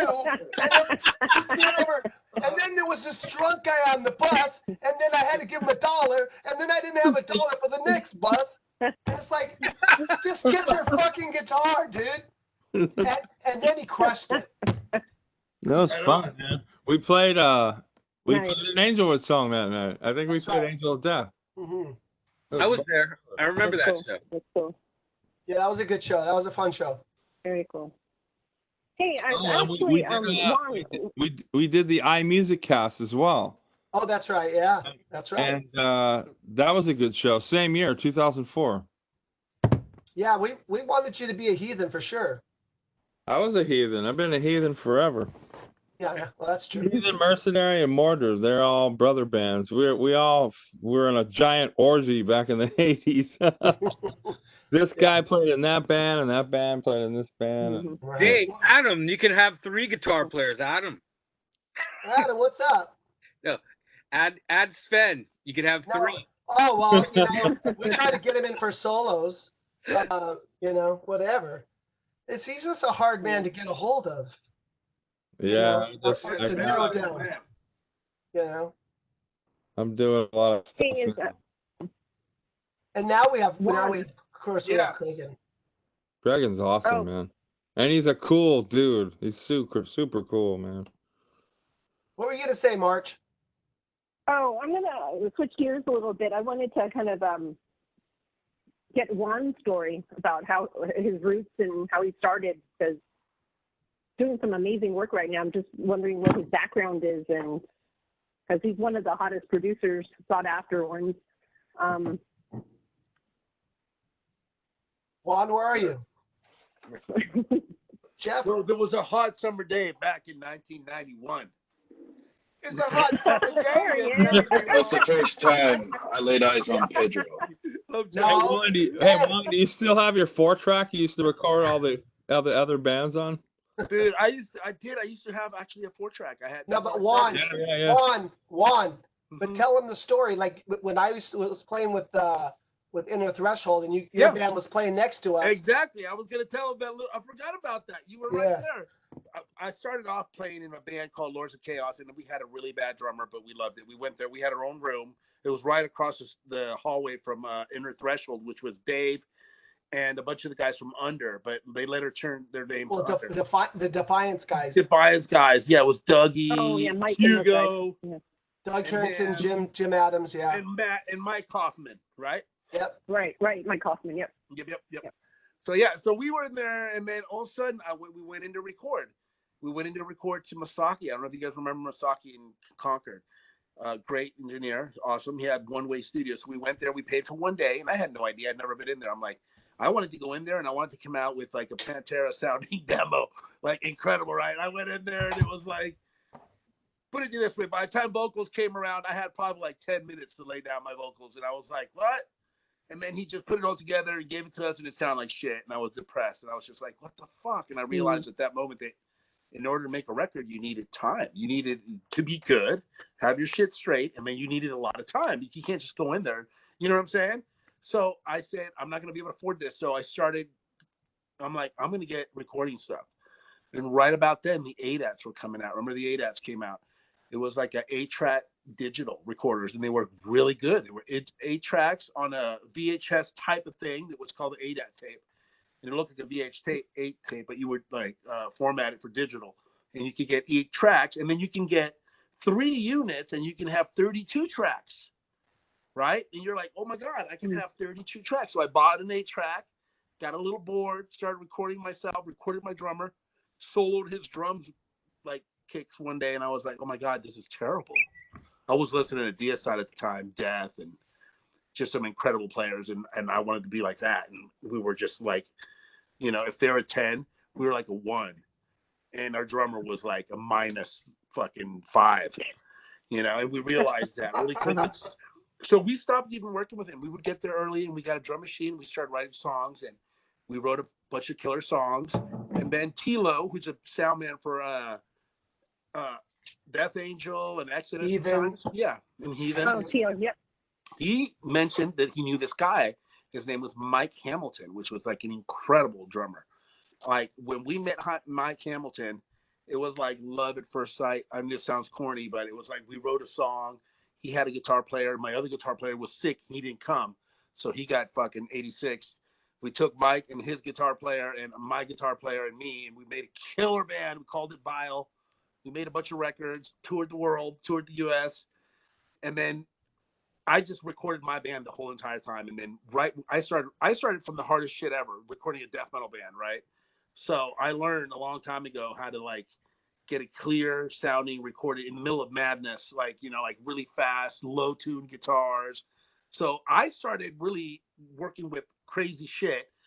And then when I started getting into more of the mainstream stuff, like Machine Head, you know, 40 Grit and stuff, I had all these skills that I acquired from like the death metal, you know, era, like about triggering and getting like tight low end and, you know, not muddy crap, because when you're doing a lot of notes and a lot of fast double bass, you just get a lot of mud, right? So you got to get the right sounds. And so I learned that, and I just applied it for other stuff. And as the music got not as intense, I got better, you know, because I was able to make those tones bigger and fatter. And I was just really lucky to be able to work with a bunch of producers and band members and, you know, worked my way up till finally I worked with Rob Flynn. I did Exodus, Machine Head, you know, Defiance, Heathen, you name them, Testament. I've worked with all those guys, you know, and I'm really proud of all the work I've done with you guys, and which every single one of I'm sitting right here. Vicious Rumors, of course, you know, my bastard son. Well, hey, Juan. So, but you didn't tell the story. So his band Vile. Now I get to tell the story. You got to edit it because of time. It's okay. Vile practiced next door to us, and we all became friends. And I was getting to know Juan, and we'd probably we'd party a little bit together. Yeah. And I'd come check them out from time to time. And one night he comes in, he goes, "Hey, dude, check it out. I got this new board." And I go in, and he's showing it to me. And when it comes to all that technical stuff, all that, I am not. That's not me. I'm like, give me the microphone. I'm like, and let me he's go. a fucking singer. He's fucking pro. He knows how to fucking work a fucking board. I remember what I wanted to ask you. I wanted to ask you about the inserts, and I wanted to know if you should insert the effects into the track, or if I should have it on an auxiliary return. And you were like, bro, he came over. I'm like, okay, he's gonna hook me up. You're like, yeah. I'm like, I don't know shit. No, I don't know. I'm like, yeah, I'm like, whatever. Hey, man, get the fuck out. I'm like, good luck with that. Good luck with that. What? That was great. I figured it out though. 20-something, fucking 30 years later or whatever. It's like, and we talked about that when you recorded the album with us. And I was like, yeah, I don't know shit about that stuff. Oh, no, yeah. I love it. So, Juan, was it kind of a mixture of trial and error and just being coached and mentored by other artists? And it's a mixture of my personality, which is like when I want, if I don't like something, like I can't pay attention to it. But if I do like something and I'm enthralled with it, I'll pay attention to it to the point where I just that's all I do. And I just wanted it so bad. And I remember being here at 4 a.m, my wife going, "Where are you?" Like she thinks I'm cheating at her. And I'm like, "I'm over here working. What are you working on?" And I'm thinking to myself, I'm trying to get my mix. And it's just, I'm listening to this album that, Terry Date mixed. And I'm like, how the fuck does he get it to be that big? Just banging my head against the wall, listening to the greats and studying them and just going listening and just banging my head in the wall. And that's all it's been since 1994. I've been doing that. And then after a while, I got to work with, you get little insights, probably every 5-4 years. Sometimes you get a lot in 1 year. You meet a guy and he goes, "Hey, why don't you try this?" And you go, "Okay, let me try that." And you're like, "Oh my God." And I just picked up a million things like that along the way, And yes, a lot of it is trial and error. Yeah. Hey, Juan. There's a lot of stuff where I just I hear now and I'm just like, oh, but there's some other stuff where even way back where I hear it and I go, wow, that was a really early one. I was like, that was fucking pretty good. Sometimes I get surprised. I'll hear something like my third recording or fourth recording or something. And I was just like, that I haven't heard. Somebody go, "Hey, remember you did this?" And they post it online like they've done that before. And I've been blown away. And other times I'm just like, "Hey, delete that."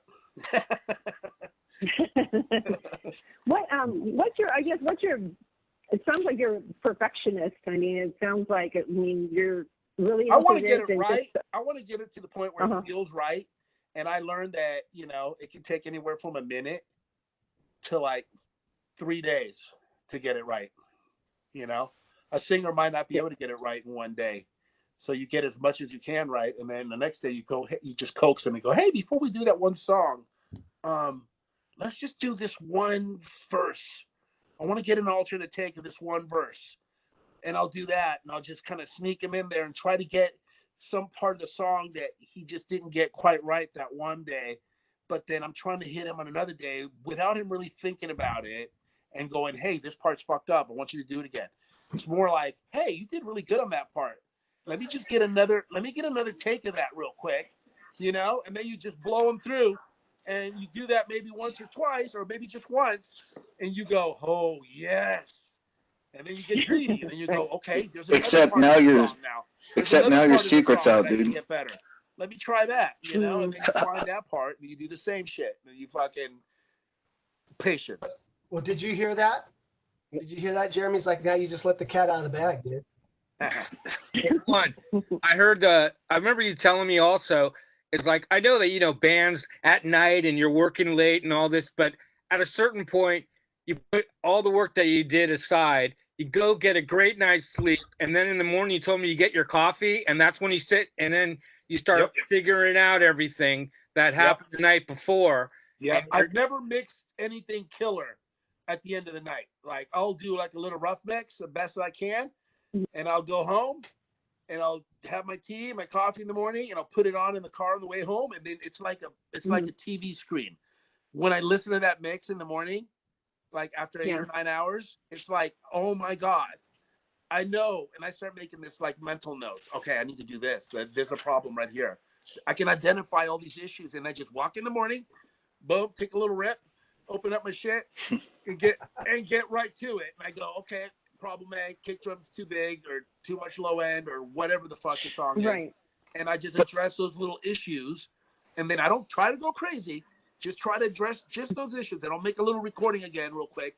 I'll go to my car and I go, that's way better. And then once you open that little door, and then you're okay, now I have a little room here for like maybe a little more vocals, or or maybe now I can put a little bit more gank on the bass or something, Dude, it's like a chess game, and it all depends on people play, what they're playing, how they're tuned, how fast they're playing. Just all these factors determine how the mix is going to sound. You're not going to get Tommy Lee drums on fucking 30-second notes at 2:10. You're not going to get that. If you do, it's going to sound like shit. You know what I'm saying? Yeah, there's so many variables. Yeah. What's your biggest challenge? What's your pet peeve, like with artists that come in? What frustrates you the most? I guess with the drummers are drummers that can't play in time, and they can't play. They try to play over their level, where you just clearly go, you can't play that. I mean, and the singer always has a cold. I always say that. That's the thing. All singers always say that when they walk in. I don't care who they are. Even the baddest singers I've ever recorded, it's their disclaimer. They're like, okay, either they have a cold. Or I didn't do that. Over a cold. I didn't allergies. do that. I didn't do that. No way. You did, motherfucker. No, I did not. Oh, hell yeah, you did. No but way. You kicked ass anyway. You did. It's like a mental disclaimer. You're like, hey, I've been told that I sound better when I'm sick. No, you sounded great. And Juan, also, I heard also, I remember hearing this from you or whatever, but also when you first started recording, you said that you were recording your own band so much, and then there was another band that you recorded that needed a recording across the hall. Yeah. And it kind of like you said, hey, I can do this. Yeah. That's when you said, hey, I can do this. I did. It's true. It's exactly true. I had gotten a bunch of stuff to record my band, and I was working on my band for so long, and I'm like, man, I have the ability to record now 16 tracks. I can record anything. And so I went down the hallway, take a leak a couple days later, whatever, and then there's a band. They were having a meeting. I could hear it. They had the door kind of open, and they were having a meeting about, okay, we're ready to record 5 songs. I hear that. And I go take a piss, and I'm taking a piss, and I'm like, hey, what would it hurt if you just stuck your head in there and said, hey, I'll do it, $7 an hour. And I fucking, on the way back, I fucking open the door and go, hey, I got a fucking studio upstairs, 16 tracks. I can do this. I've been hearing you guys for weeks. I know what you guys sound like. All right. And they're like, okay. And they went in there and they paid me $7 for like 2 months or whatever. And I just fucked around with their shit, like whenever they had time or whatever. And I got paid literally to learn. It was incredible. It was incredible. Like I was like, and it drove me. I was like, I really wanted to give them something killer. Of course, the end result was okay for $7 an hour, but goddamn, it was probably horrendous. But it was killer to you. Yeah, right. Then, yeah, and it was all on tape. When you bounced it to them, you gave it to them on tape, unmastered. You know what I mean? Well, I'm glad they were first. They were first, and there was a lot of them. Sporty Skin Lab. It's like, hey, Juan, you want to do the new Heathen album? Sure. I'm learning. Hey, Dave, how you record? You just put a boombox there, and you record a few new songs, and that's how you used to record back in the day, right? Your demo or cover. Well, back when I was a kid, we used to like sing into the little tape machine and try to make noises that sounded like guitars and drums. That was my first attempt. Me and Mark Biederman, like we were like little kids trying to make music on a little cassette player. I've been doing this thing for a long, long time now. It's pretty crazy. Pretty crazy that we're still doing it. you know, and it's cool that all the people that we've met on the way, and Walter, you've definitely been a consummate, you know, person, and you know what I mean, and a friend through all these years, and it's so great to see you. Okay, it's been a pleasure for all you guys, man. Just we had something special here in the Bay Area, so it's I mean, you were performing. To me, it was my job to go see everybody, you know. So I enjoyed all that and what you guys have all done musically. Oh, I'm glad that, I mean, you know what I mean. It's like I appreciate your friendship, and you know, for me, it's all part of it. You know what I mean. Everybody has a role in the whole thing, and I don't take that for granted. I don't. You know, I'm kind of glad that you played Thrash to the Titans, right? So, you know, didn't it come about somehow? Well, that you made the call, right? You're the one that made the call. Yeah, but I mean, how long you hadn't played in a while before that, right? It was no, the Heathen was. I mean, Leah did the Die Krupps thing and came back after that, and I was trying to get him to let's do Heathen again, and we messed around for a while, and we played with Dane and tried to do something, and nothing really stuck. And when you gave that call, of course, we wanted to do something for Chucks, both Chucks, and Lee and I, we talked about it. We're like, we don't want to do this show unless Yaz does it. So once we found Yaz, we're like, we're doing it, dude. And what a great show that was. But you know, I'm so glad that you thought of us, you know, and considered us to do it. And you know, you were a good friend. It worked that way. Me I mean, too. To me, the 10 bands that started it all, almost. You know, it's I had to ask a couple bands that I asked that said yes. I had to like drop them. Like Skin Lab was like one of the first bands I asked, and they just after a while didn't fit the bill. But you know, and Lost Rocket said they were going to do it, and I had to add Flotsam and Jetsam at the end. And but I'll tell you what, it was the easiest thing to be the organizer of Thrasher Titans, because when I said, hey, when I did give out the calls, it wasn't me asking. It was you're doing it for Chuck. I mean, how are you going to say no? You know, and I think that's that was the easiest thing. Just you know, that in itself, you know, it snowballed, and I wish it got into a bigger place. And you know, if Metallica had played, it would have been one of the biggest ever. But you know, sure, James was in rehab at the time. Right, but it would have been a different situation, I'm sure. You know. You know what I mean? That was perfect, Walter. You did a great job. That was perfect. Everyone that we talked to on the happy hours, it always comes back to Thrash of the Titans. Seriously, I mean, that was one for the ages. So really amazing job, great job, and all the artists were just phenomenal. So I'm glad it was for the ages. It was kind of like in a lull until Thrash of the Titans, and then when they did get to perform, and then they a lot of these bands, Dave and everyone, they kind of said, "Hey, we're relevant. We're not like a past. It's like we're not trying something new. Let's just go back to what we know we can do, and that we have a name and we have a logo and a status." I go, why should we start something new? That's like Death Angel with Swarm and doing Death Angel again. A lot of bands, Violence. Testament too. Remember? Yeah. Well, there was a lot of bands that reformed for that show, and then kept on going for a while, and now you're a band playing metal. Yeah, still doing it. Well, since that we did 2 records, and we've toured more than we've ever toured before. You know, I'm gonna be running out of battery here in about 2 minutes. Plug it in. I don't have my goddamn charger. But Walter, Juan, let's just go ahead, Marge. I just wanted to finish up with one really quick. So, I mean, you recorded some of the biggest albums of just like the heavy rock albums lately. Who's your dream? Who are some? Do you have a few artists that you would love to work with in the future? You mean if I had my pick that I would get to record, I would have a heart attack? Exactly. Kanye West. Probably Iron Maiden. I'd probably have to take a really cute shit before I even walk in. Like that would be a wet dream. Seriously, like I would. Okay. That would be like heaven for Juan. No, can I speak to Juan Orteaga? This is Bruce Dickinson. I heard Bruce is like, you get 2 takes, one for your level, and then the other one to pick from, and then I'm out of here. Hey guys, it was great to see everybody. Oh yeah, it's blinking. Thank you for having me on the air tonight and be on your show. Thank you guys. Be safe and take care. Jeff, Yep. track. Peace out. Thanks, guys. David and March, thank you so much for having me on this amazing show. I had fun, actually. Way longer than I expected to be on it, that's for sure. Keep going strong, everybody. Yep. Thank Come on, you, now guys. you can charge $10 an hour, no problem. Hey, Phil. Thanks, guys. Appreciate it. See ya. See you later. God, I thought those guys would never leave.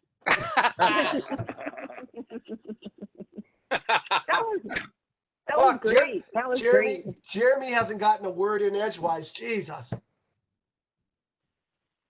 Where'd he go? Oh, there he goes. Come back, Jeremy. It's cool, man. Like most of the time I talk and I was like, you know what? I'm just really stoned. I'm just going to like enjoy this. And then I was like, oh, I have something quippy to say. And then and then I couldn't get it in. I was like, oh shit, I forgot what it was now. But yeah, it's cool, man. Those stories, all these stories are amazing. It's like, I'm gonna have to share it with my kid when she gets a little older. I'm just like, all right, honey, these are the bands I grew up with. These are the bands I expect you to at least listen to at least once before I die. Yeah, no, why are you gonna torture the girl? Hey! She wanted to go to see Slayer during their farewell tour. It was her mother who said no. I know. Maybe in the future you could take them to Tahoe and they'll be playing some small room. Oh shit! That's like that. Okay, that's the first time I saw Def Leppard was at some random bar or club or whatever. I mean, I was a kid, so I don't know what the hell it was, but it was somewhere at Tahoe or Reno or some shit. I was like, whoa, what the fuck? I was like, that's Def Leppard. My mom's like, yeah, they fell off. I'm like, oh, that sucks. Yeah, no, but yeah, they're still all right. They're all right. Yeah, no, I love them. I'm not any, but thank you for joining. I mean, you guys are awesome, and it's like hearing the new stuff. It sounds great. So I'm excited to hear the rest of the album. Well, I got to give a shout out to Sven, man, because that majestic, magical mystery tour, Masterful, freaking amazing. Masterful. I know. Mystical, egotistical, delectable. How's your acting lessons, man? Because you could be like Frank Sinatra in a movie. Actually, okay, you guys got this. So, Mike Wasco, a couple of you know him. He's a photographer. He lives with Harold. He's been around for years. His brother and his wife are David Wasco and Sandy Wasco are the production team for Tarantino, dude. So he drove up here from Santa Barbara with his wife to come see my show at Verde on Valentine's. I was like, holy shit, it's crazy. So I'm going down there in August, and I'm just going to bring a bunch of promo stuff to give to pass off to Quentin. So I guess he's got one more flick to do. I mean, even a tune on his soundtrack would rule. So I'm trying to work on something like that where you sort of take the next step. And I wish you luck, bro. I mean, it's my last hoorah, man. I'm 54. I'm always going to be a metalhead, as most of you know. I've been involved when there wasn't really a metal scene back in 81. No pressure. What you're doing is amazing, but I'll be honest with you, man. I miss playing guitar tremendously, and I'm really looking forward to tracking with Slade, because he's all ready to go, man. He's up there with his Pro Tools, tracking a bunch of stuff. Well, I'm going to call you tomorrow because I want to get a disc. Oh man, totally, man. I'll get one for you and John. It'd be awesome. Yeah. I should probably skedaddle out of here, March. And I love all you cats, man. Yeah. Ben, you're thanks for joining. Thank you, man. Be safe. Yeah. Numero uno, man. Yeah. I was supposed to play this weekend. Awesome. I was supposed to play this weekend, and I just pulled the plug because I can't have 100, even 50 people show up and, really close, and not everybody's going to hear to the mass thing. So it's just too risky, especially here in San Francisco. So, right. Sven, were you going to do some, Sven, what was your? I was hold you up for like another minute because I saw that you canceled it, but I never saw your announcement. What were you going to do? Some pop-up thing somewhere in the park or something? We're going to set up either at the wharf across the street from the Buena Vista at the cable car turnaround, or do something at Chrissy Fields. There was like 10 people out of the 17, and most of them were game. And I thought about it. I'm like, and I had a few people, especially somebody from law enforcement, talk to me about that, and they're like, look, you're kind of running the risk of getting shut down after 2 songs, and I don't want to get down there and set up and get shut down after a couple songs. It'd be a huge waste. And social distancing, it works for most, but there's always going to be somebody who's breaking the rules. And there's also, what if somebody gets sick? Oh, I went and saw Sven in the Masterful Orchestra at blah, and I don't know who I got it from there. I mean, there's all these weird things that show up in social media that I don't want to be attached to that kind of stuff because it could be serious. Right. So, yeah. And there's a lot of older people show up, because this stuff appeals to everybody. So I need to be safe about it, man, and maybe do something. And you're doing the respectable thing, man. Yeah, so I'm gonna wait.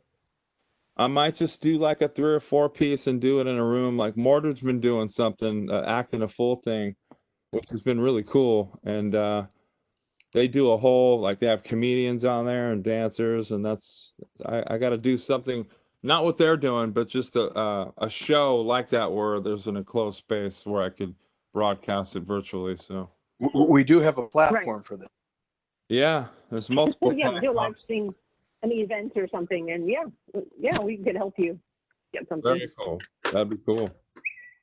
So yeah, thanks, Sven, and good luck. And yeah, I would love to hear you play guitar again too. I think you played that Hellhunter show, and I was like, holy crap! Sven still got it. It's amazing. Those guys are my friends, man. We did. Yeah, those guys are awesome. We played the Gorgon by Angel Witch, and Piercy was on stage that night. It was cool, man. Yeah, it was fun. I had a lot of fun. All righty. Cool. All right. Well, I'm calling you tomorrow. Cool. I'm down for some solo. All right, brother. Thank you. Let's see you guys. Peace.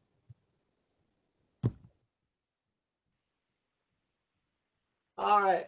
Hey. Oh, Jason Gooley, are you in a position to speak? Jason. Jason works at Cisco. He's doing this interesting thing with Dave Ellison. I was just wondering, I'm not sure if he's in a position to talk, but wanted to share a bit of what he's doing with the Dave Ellison Foundation. Dave, do you know what that's about? What Dave Ellison's been doing? Yeah, yes, I do. Yeah. If I can get him. He's there. Can you hear? Oh yeah. Jason just came on. Hey, Jay. Awesome. You could share his story. Cool. Yeah. We got you. I like your haircut.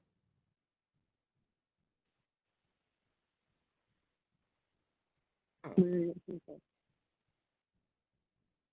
guys got the same barber. Yeah.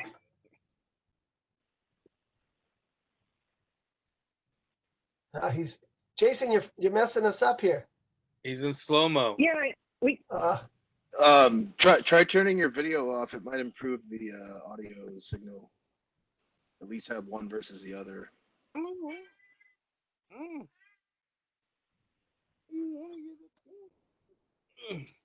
I just want to see. Oh, nice. Oh, oh.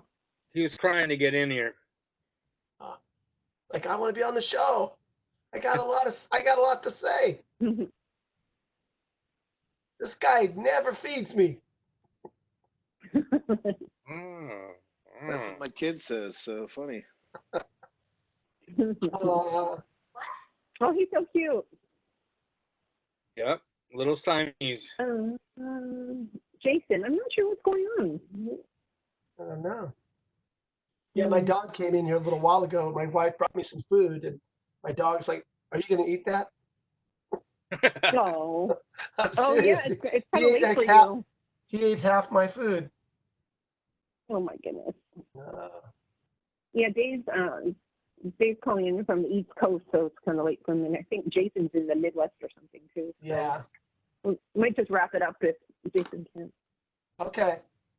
Well, yeah, it was Jason, awesome. We'll have to catch you next time. We never heard from Doug. Doug was I quiet. know. Doug, what's up? Hello. Oh no, I was just enjoying the stories. What's that? You're just listening, yeah? Yeah, That's cool. just enjoying the stories. You're a good listener. No, I've seen all the bands, back in the day. Yeah. Well, we're still some of us are still at it, but Yeah, no, I'm digging the new stuff. So that's coming out in a couple months. No, well, yeah. The whole record comes out in September 18th. Yeah. No, it sounds great. Where did you guys record that? We recorded at Zeus's studio. Zeus is the producer.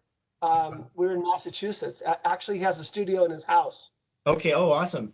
So it was great because I would be upstairs. We all had our own rooms there, just be a few of us at a time. And I could work on the material while Jason was doing bass tracks.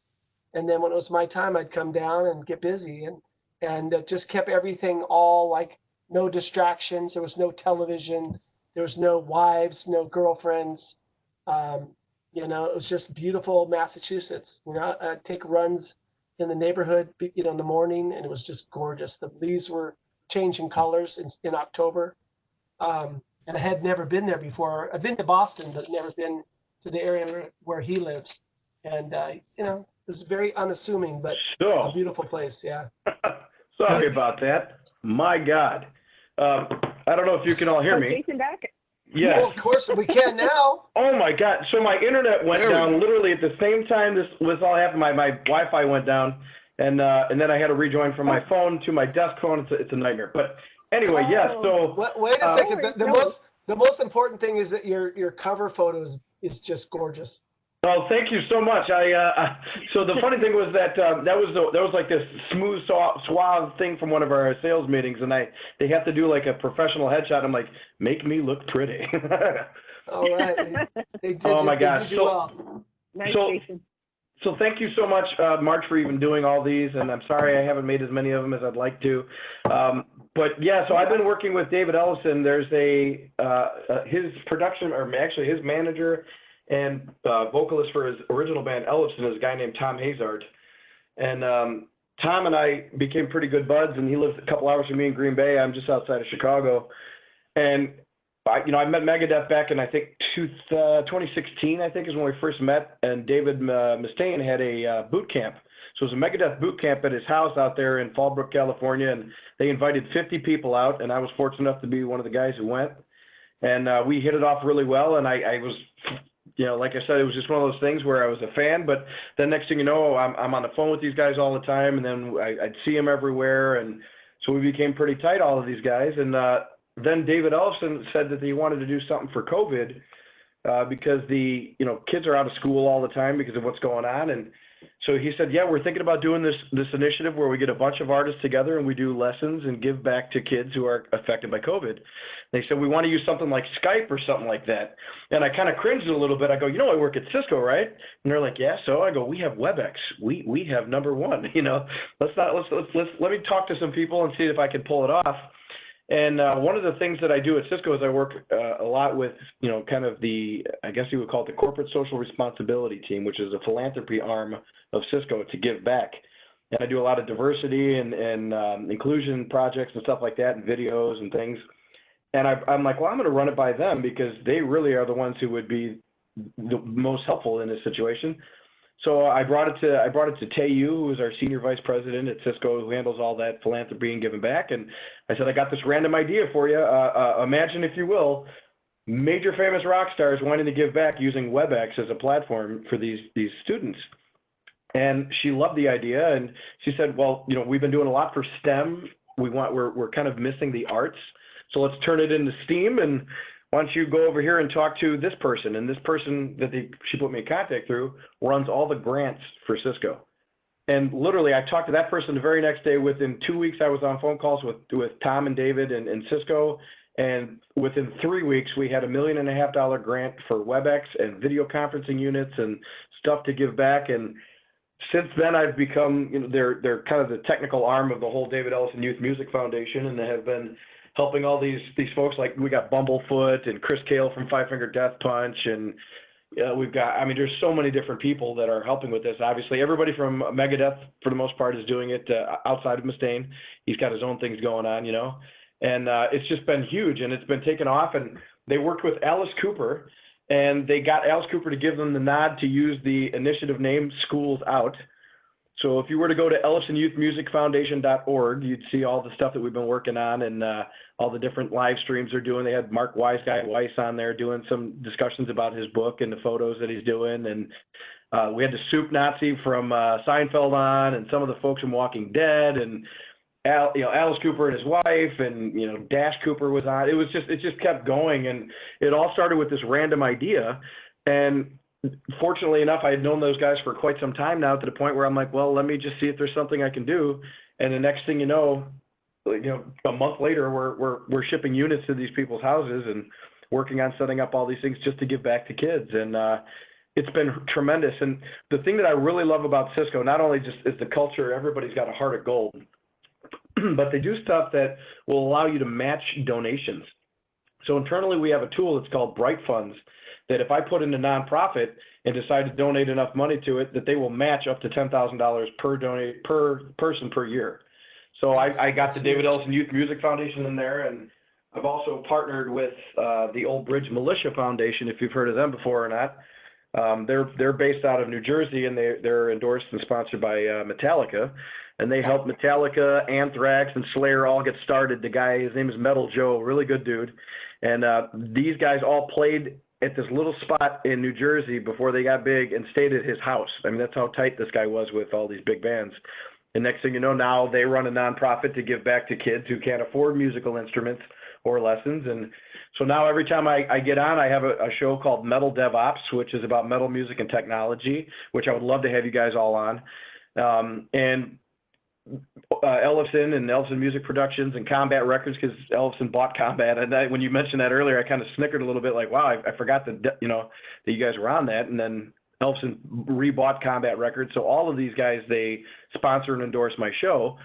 And then I created a store online to sell some T-shirts and stuff like that. I'm getting Tony Squindu, who does all of Metallica's logos and stuff, to do some cool stuff for me. And I'm trying to get that on there. So every time I sell a shirt, I split the proceeds between those two youth organizations, and then Cisco will match it. So every time I'm donating hours to help the Youth Foundation, they'll pay $10 an hour for every hour, and then they match it to be $20 an hour. And then I'm doing all these cool things as far as trying to sell swag, just to literally drive awareness and raise money for these kids. And it's been so much fun, a lot of work. I'm sure you could probably imagine as much stuff as you guys all do, but it was so much fun. And it's just goes to show you, like, you get like-minded people together, and they all have a similar goal in mind, and it's amazing how much impact that we can make together. I met March, what did I meet you, like 2-3 months ago, through my buddy Tim, who was on the call. And next thing you know, I'm on these calls with her, and we're talking about all these different major rock stars and doing these fun things. And here I am now on a call with you guys and working on trying to give back. So it's been a fun ride. Yeah, thank you for doing all that, and thank you for meeting with me and my ex-coworker, talking about getting funding for a global warming, climate change, and so we have some big things kind of bubbling up. So that's a big one, though. That's another big one, though. March brought this idea with the gentleman that she used to work with, who wants to partner with the UN, like the actual UN, to help climate change and drive kids and adults to be able to have a say in what's going on with climate change. And I'm just like, that's just huge. So anything I can do to give back or kind of help, I'm on it. It's just me. Yeah, no. All right, who's got Elon Musk's number? Let's call him. Dude, I want in on March. I want in on that. Give me the details, dude. I'd be totally down to help. Yeah, that'd be awesome. Yeah. Like I said, today's my last day at Cisco, but which I hope that changes soon. Yeah. It's a weird climate right now, for sure. Yeah. Well, Yeah. and So, but yeah, we'd love to help. well, Jason, I teach music, and I'm a swim instructor by day. When I can work. Right now, I can't work because of this virus, but I'm teaching, and we relocated to Florida, and basically online I've taken about eight students with me, so I'm still teaching. Awesome. But that's really cool. I've kind of looked at some of the stuff. I know Dave, and he shares a lot of stuff on Instagram and Facebook. So I try to like keep up on some of it. I just been a little bit busy with all the stuff that's going on with Heathen right now. But yeah, I'd like to know more too. That'd be awesome. Yeah, so I sent you a ping on Facebook, but if we can connect, I'd love to have you on the show. We could talk metal, we could talk giving back and doing lessons and all of that, the new record, all of that. It'd be fun. And just if anything we can do to try to just raise more people to get their eyeballs on what we're trying to do to help people. And Sure. The way I look at it is, if it's me doing it through Cisco or me doing it on my own or through David and whatnot, anything I can do to try to just help people. I mean, I'm fortunate enough and blessed to the fact that, we've even gotten this far with some of these crazy, wacky ideas we have. Like, hey, I got a random idea. Let's go do this show over here and then invite these folks over. And next thing you know, you're standing in the middle of a whole bunch of different people and in a mosh pit with the guys. So I went on the mega cruise, which was a big thing for me. And Tom and David invited me out on the mega cruise, and I went out on that. And man, I was sitting with Mark from Death Angel and like all these just different bands, and Kyle Sanders from Hell Yeah. And I just did interviews. Herman Lee from Dragon Force is a great dude who was a systems engineer, by the way. He was an actual engineer before he became Herman Lee, the guitar player. So it was a really cool episode I did with him. And I was literally 4 months ago, I was supposed to go to do a follow-up with him in the big show in Chicago. And literally it was the day before. It was like, I think the show was on the 13th or something, and on the 12th they canceled it. Oh. And I was like, so we stay in touch. So I'm going to try to see if I can get that going. But it's just one of those things where, it's just an interesting spin, at least the metal DevOps piece of it, because it's metal music and technology. And you'd be surprised in stage and show business, as you know, there's so much technology. We're Cisco, so we do all the wireless stuff and things like that. So I'm working with Shure. Shure might sponsor the show soon. Tom is working on it and trying to get conversations with folks and artists. And how do you depend on wireless? What does wireless do to you? I mean, now look at what we're doing now. We were talking about Chuck Billy earlier. So Chuck is supposed to be coming on the show, and him and Tiffany, we were talking to them on the cruise. And I was talking to them, I'm like, well, now with everything going on, it was before COVID. I was like, but with everything going on with technology, I'm like, how do you traditionally build albums and stuff now?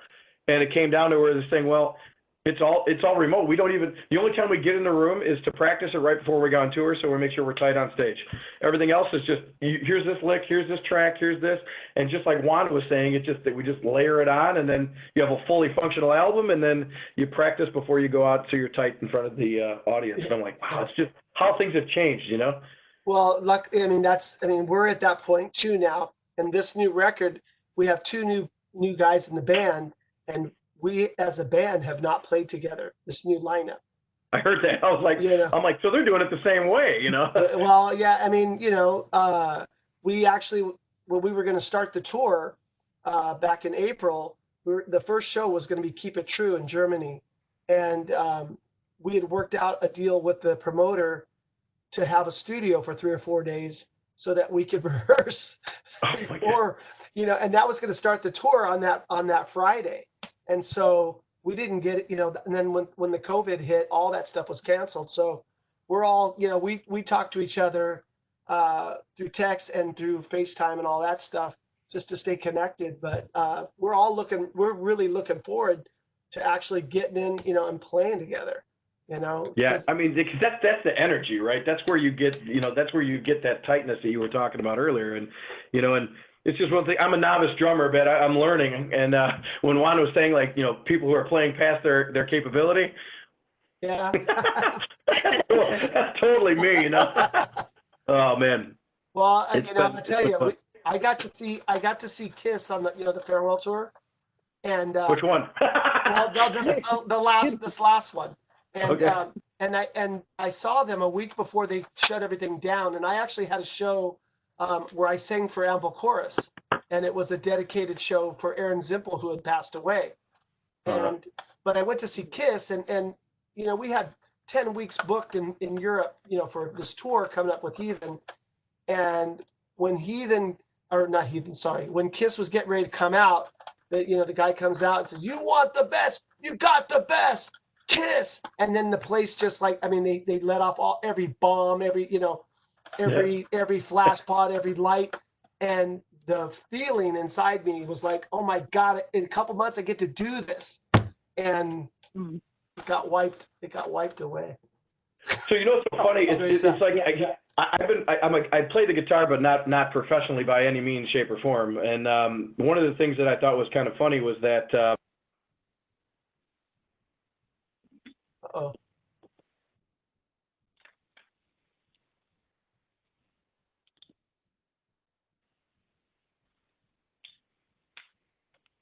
No, I can't hear you. Technology, man.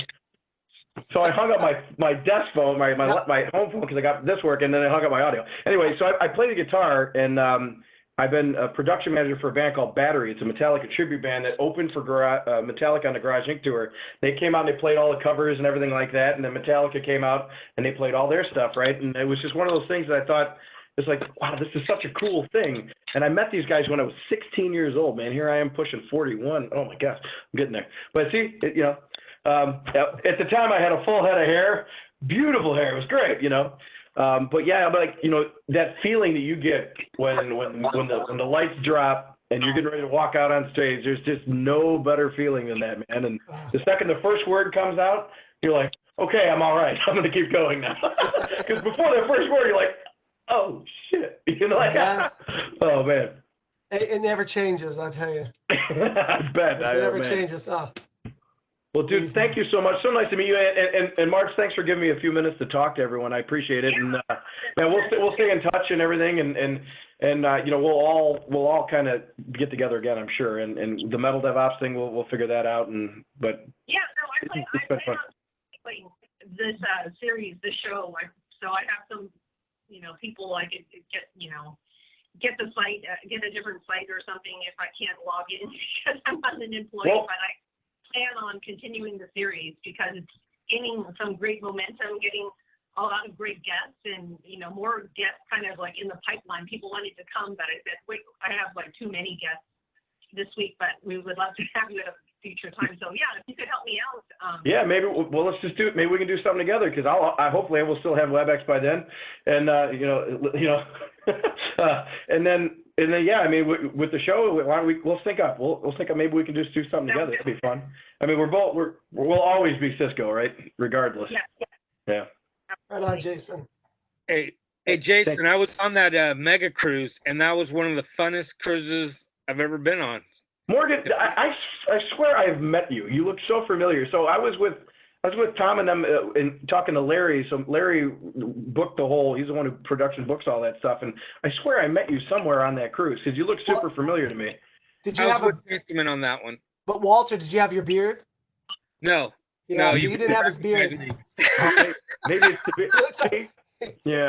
He looks like Santa Claus right now. I know. I look like Rip Van Winkle. Is that the COVID beard? I like the beard. It is. Awesome. It's the Will Carroll COVID beard. See, I've been growing my COVID hair out, and this is as far as I gotten in 7 months. So I think I need to trim it down.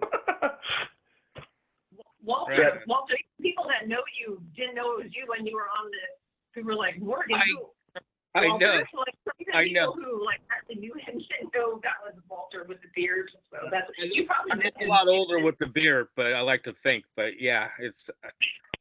Oh yeah, no, I grew mine out a couple years ago, and it was totally white.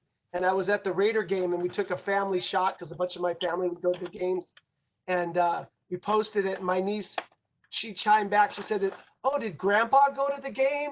And I was like, I'm shaving it. I'm shaving it right now. I'm never growing it again. Right.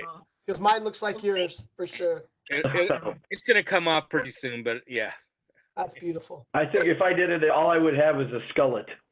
And I don't know if that's worth it or not. Although I was literally joking around yesterday with Tom and saying, like, wouldn't it be funny? I've never seen a like a skullet in French braids where you had like cornrows on the side and nothing on the top. I'm like, that could be a new thing, you know? Yeah, you can try that, Jason. It's kind of like that Movember thing, but this thing. Just right here. Oh, man. Well, Doug's got the great Great, what a great conversation and a bunch of amazing people. Dave, thanks for thanks for doing all the pre-call and the pre-call for the pre-call, and yeah, I thought it turned out really good, and everyone's super excited. Can't wait. I mean, we should meet again when the records drop, like for VR and you to kind of get back together and say, okay, now that it's out, and we've had time to kind of process it, just talk about it. So that would be fun too. Yeah, I'd like to. Yeah, we could share another song with you. Yeah, that'd be cool. That sounds awesome. Have a great weekend, everyone. And, yeah. Thank you. Thanks, Mark. Good seeing you, Jason, Jeremy, Doug. Thank you all. Hey, Mark, we got to talk soon. Yeah. All right, love you all. All right, man. Be safe. Have a good night. Peace. Good night. Good night. Bye, all.